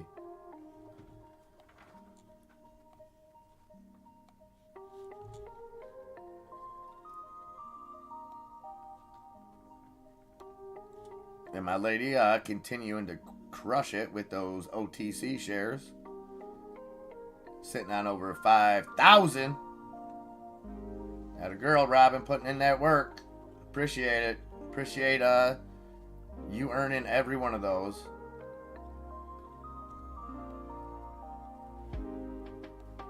And man, not a lot of action. 23 minutes left, guys.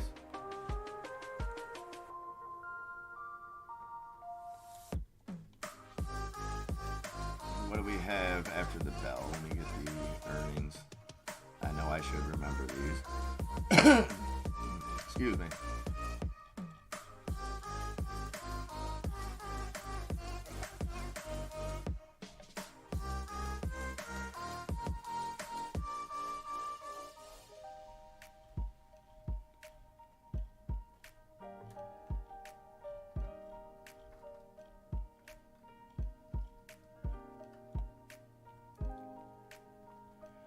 All right, so after the bell today, we've got Snap, CSX, Whirlpool, what else?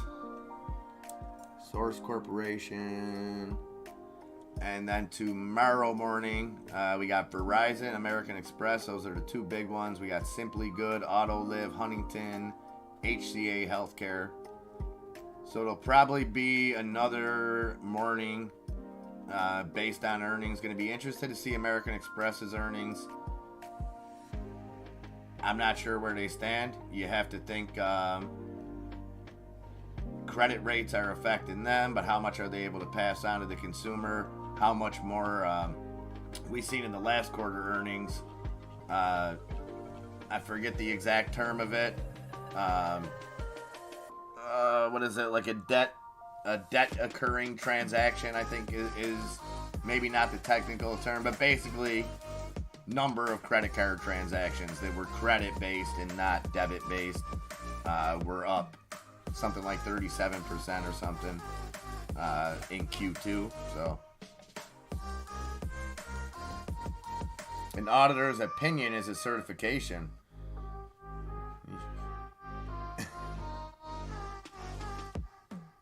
It's an opinion as to whether material misstatements exist in the financial statements. Okay, so is it almost a yes or no? So it's not. And again, sorry to put you on the spot, Caesar. So is it a general overview, and then or can there be corrections? Can it be can they find like one misstatement that maybe was just a clerical error or something like that, and would they still be able to give the opinion? Would it be able to be corrected and then given the opinion? Or is it an all or nothing where it's like they audit, if they find something that's bad, it's the opinion is guilty, and if they audit and everything's good and that's the only way? Sorry to make it such a black and white issue, just trying to, anytime that I'm around somebody that has great knowledge, I'm sorry, I try to be like a sponge and extract as much as I can. And appreciate you dropping all this knowledge, Caesar. So the accountant's license is on the line when they issue an opinion, and almost always they work with the company to not give an advance opinion and fix whatever's wrong. Okay, so that just answered my question. So they do have the opportunity. Okay. That makes sense. Gotcha. So it would be more of a process where if at the end of it, if there was mistakes made that weren't able to be corrected or righted, then that's when the opinion would be more of there might be some more. And then I would have to think maybe that escalates to maybe a deeper audit or more thorough. How does that work? I would think. And maybe I'm thinking, again, life experience gets in my way sometimes, and I'm only thinking of cable.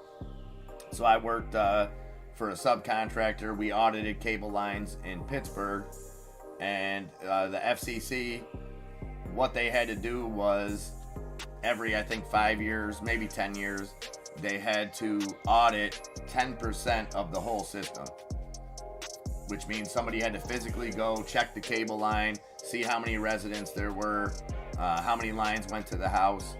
But the caveat of that was, if out of that 10%, more than 7% of those houses, or those accounts, I should say, had illegal cable, and not necessarily meaning that they hooked it up illegally, just illegal cable in the sense of they weren't paying for it and it was hooked up. Now, that doesn't even mean that they were using it, so it wasn't like a, you know, but what was happening was they didn't want us to account for those.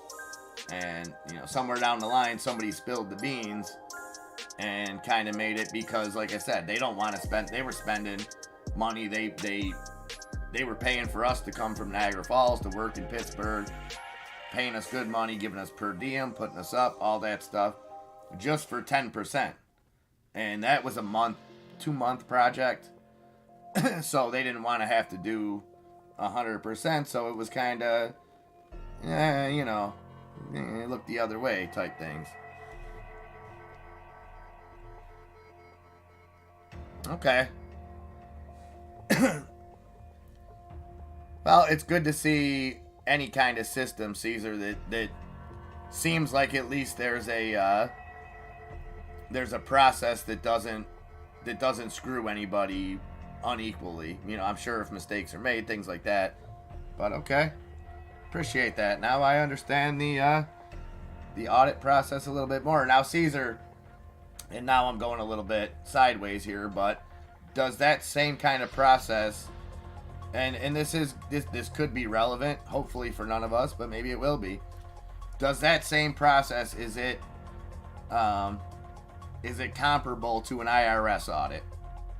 And be honest, if you want to tell me, MIA, it is apples and oranges, not the same thing.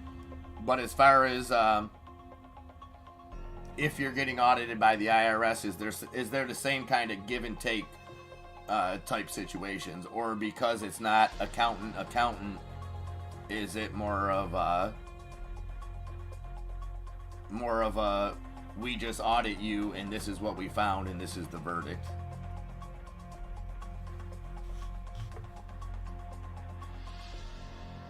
Sorry to make you keep typing, Caesar. Again, you could tell me that it's just completely not related, because it very well could be. Lobo, Birdie will do that. Birdie, I like to kind of call him Elmer Fudd sometimes, because he's located, I think, something like 86% of the rabbit holes in the galaxy right now, Birdie. And he's helped me kind of locate those rabbit holes myself, so enjoy, Lobo, enjoy. Stay away from the rabbit holes I was telling you about, though, the cartoon ones. They'll drive you nuts and you'll waste a couple hours and not really come out any better. Look at Ape spiking. Ape up now 16.75%, $2.40 on Ape. AMC moving along with it, up over 4% now, $6.37 on AMC.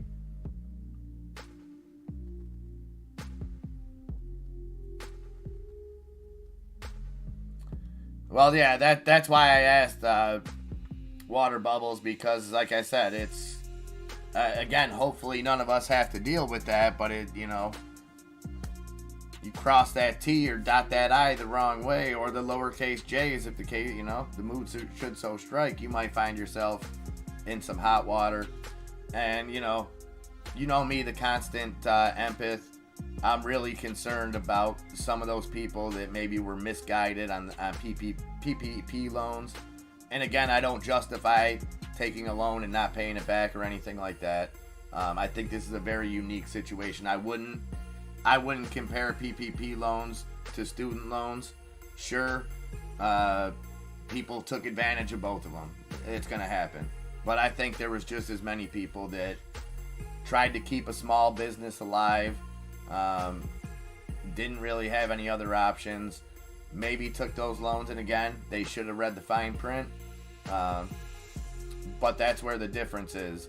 Those big companies that shouldn't have been getting PPP loans to begin with, that were getting them, also had the lawyers, the accountants, the expertise to be able to follow those rules by the books, that then turned those loans into grants, and they instantly got forgiven. So the people out there that didn't, 87,000, 84,000, whatever it is, new people, you better try to get your stuff in order.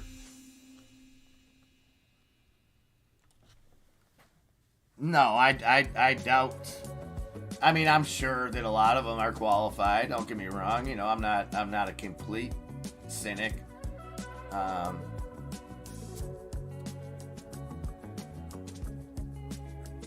And I just don't.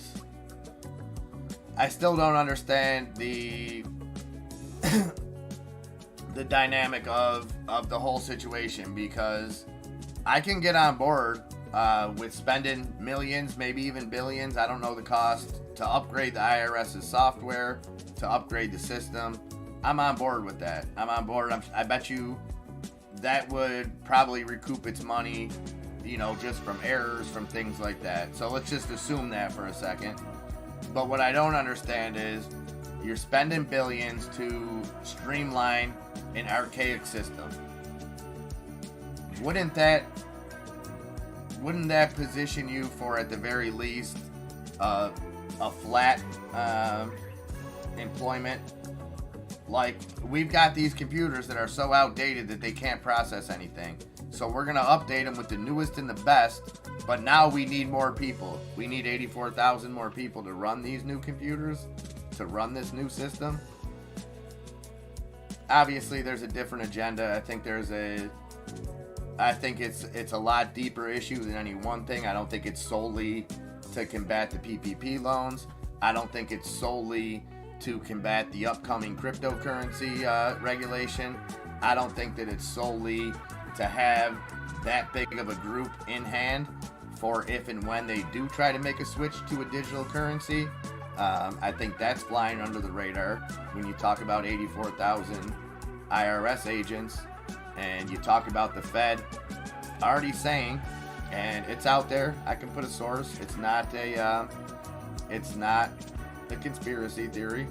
The Fed is hoping for at least a beta launch of the digital dollar in early 23, next year.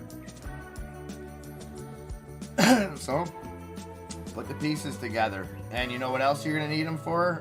What happens with the Uber situation, with the gig jobs?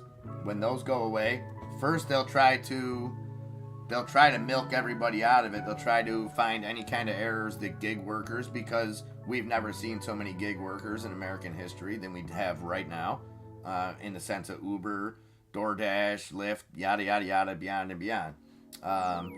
With trying to place these laws in place where they have to now be employees. And Birdie, I love your theory on it, but again, more IRS issues, more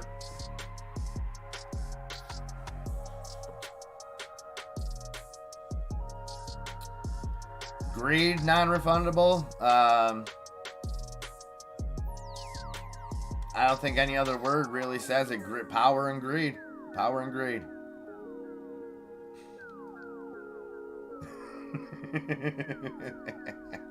Oh, Streamlabs has been working Birdie over all afternoon. 9 minutes before the bell, guys. Sorry for that rant. But you know, gears are grinded sometimes. And we need to be aware of this stuff. NXTP, that big bell of the ball.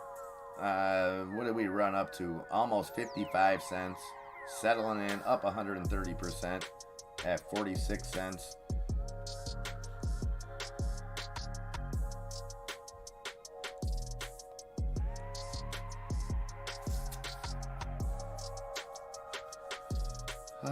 This is when I like to try to prepare for tomorrow.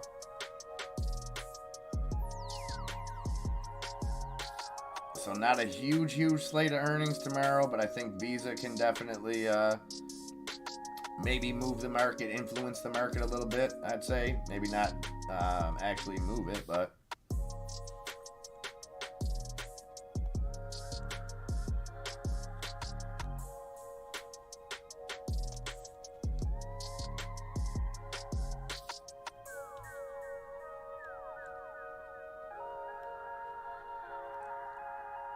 take another look there. Well, remember this site tomorrow, guys, so when we got some green, we can celebrate. Hate to show all that red.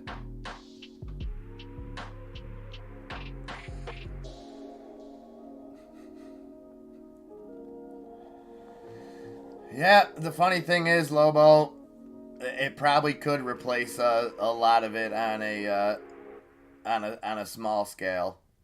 Like I said, I'm all for updating the system, updating, the IRS handles our money. In a perfect world, I think they should have the best of the best. I think it should be made easier on the taxpayer, probably easier on the IRS agent or whoever it is. But you would just...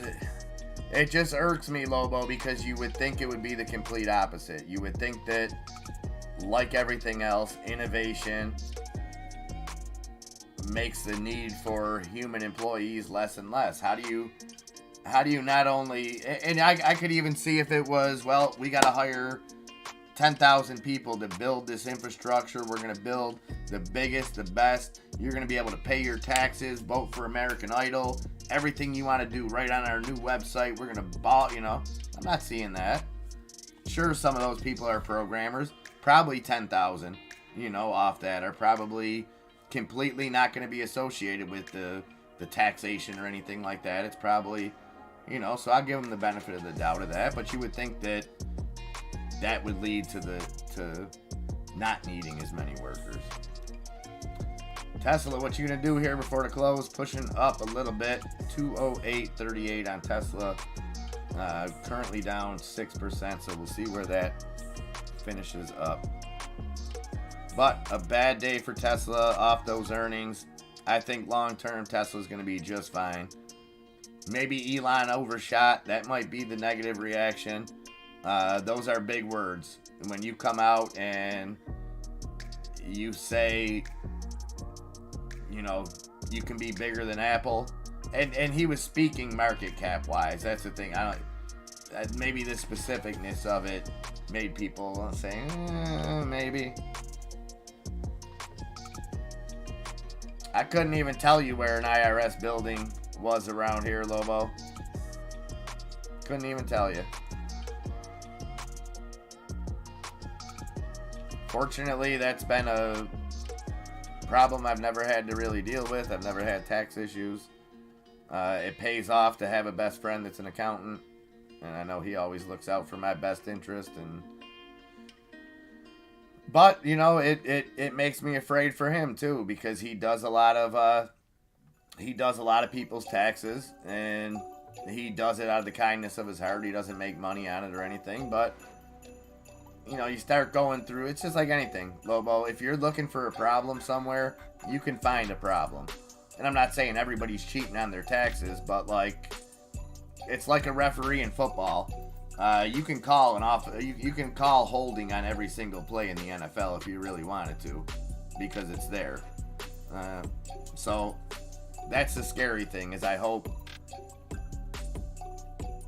if it's that people that that privately do taxes aren't put on the hook, things like that. Maybe I'm overthinking it, and maybe I'm making it too personal, because having a good friend that does a lot of people's taxes. So Snapchat 1089 before these earnings, 356. I'm gonna take one last look at these calls. 357. Sorry guys, I gotta use my phone for this because I want to use a different account. Many apologies, but if I try to pull it up on here, it's going to it's going to throw the setup off, so I apologize.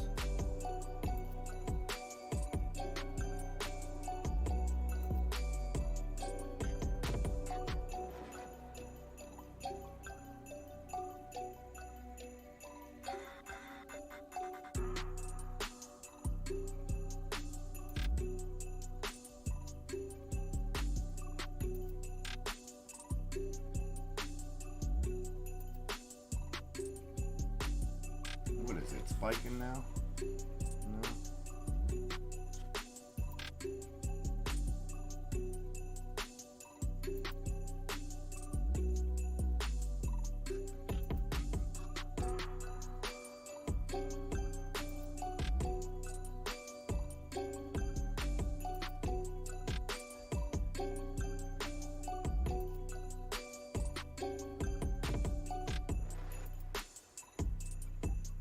All right. I don't think.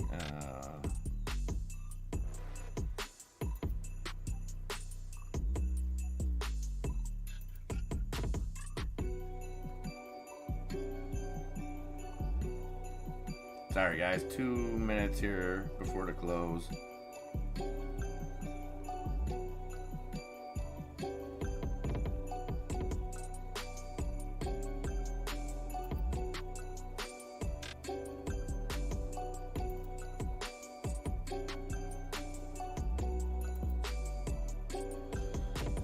All right, I'm in there. Nothing big. I'll post it in the Discord.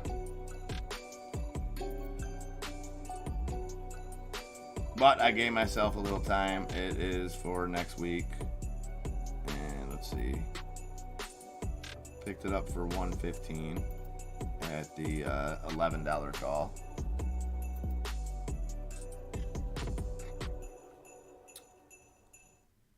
Oh, okay. NYC opening housing for immigrants with all the goodies, including the new Xbox. Hey, you're doing better than me. I'm still rocking the old one. Nikki's got the new one, though, Lobo, so that's all that matters.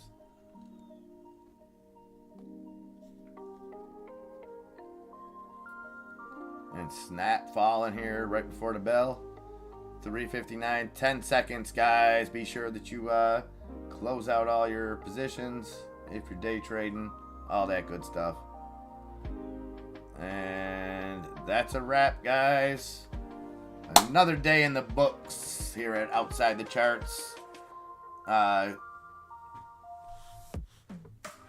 Just amazing. Amazing. H2O Bubbles.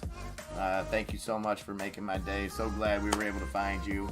And first and foremost, glad you're okay. Glad you're doing well. That was my main concern. Don't think for a second that me reaching out was just to bring you over here. I mean, obviously everybody wanted to see you, but I don't want anyone. That's why I've had kind of trouble reaching out to people, because I don't want them to think that that's my intention.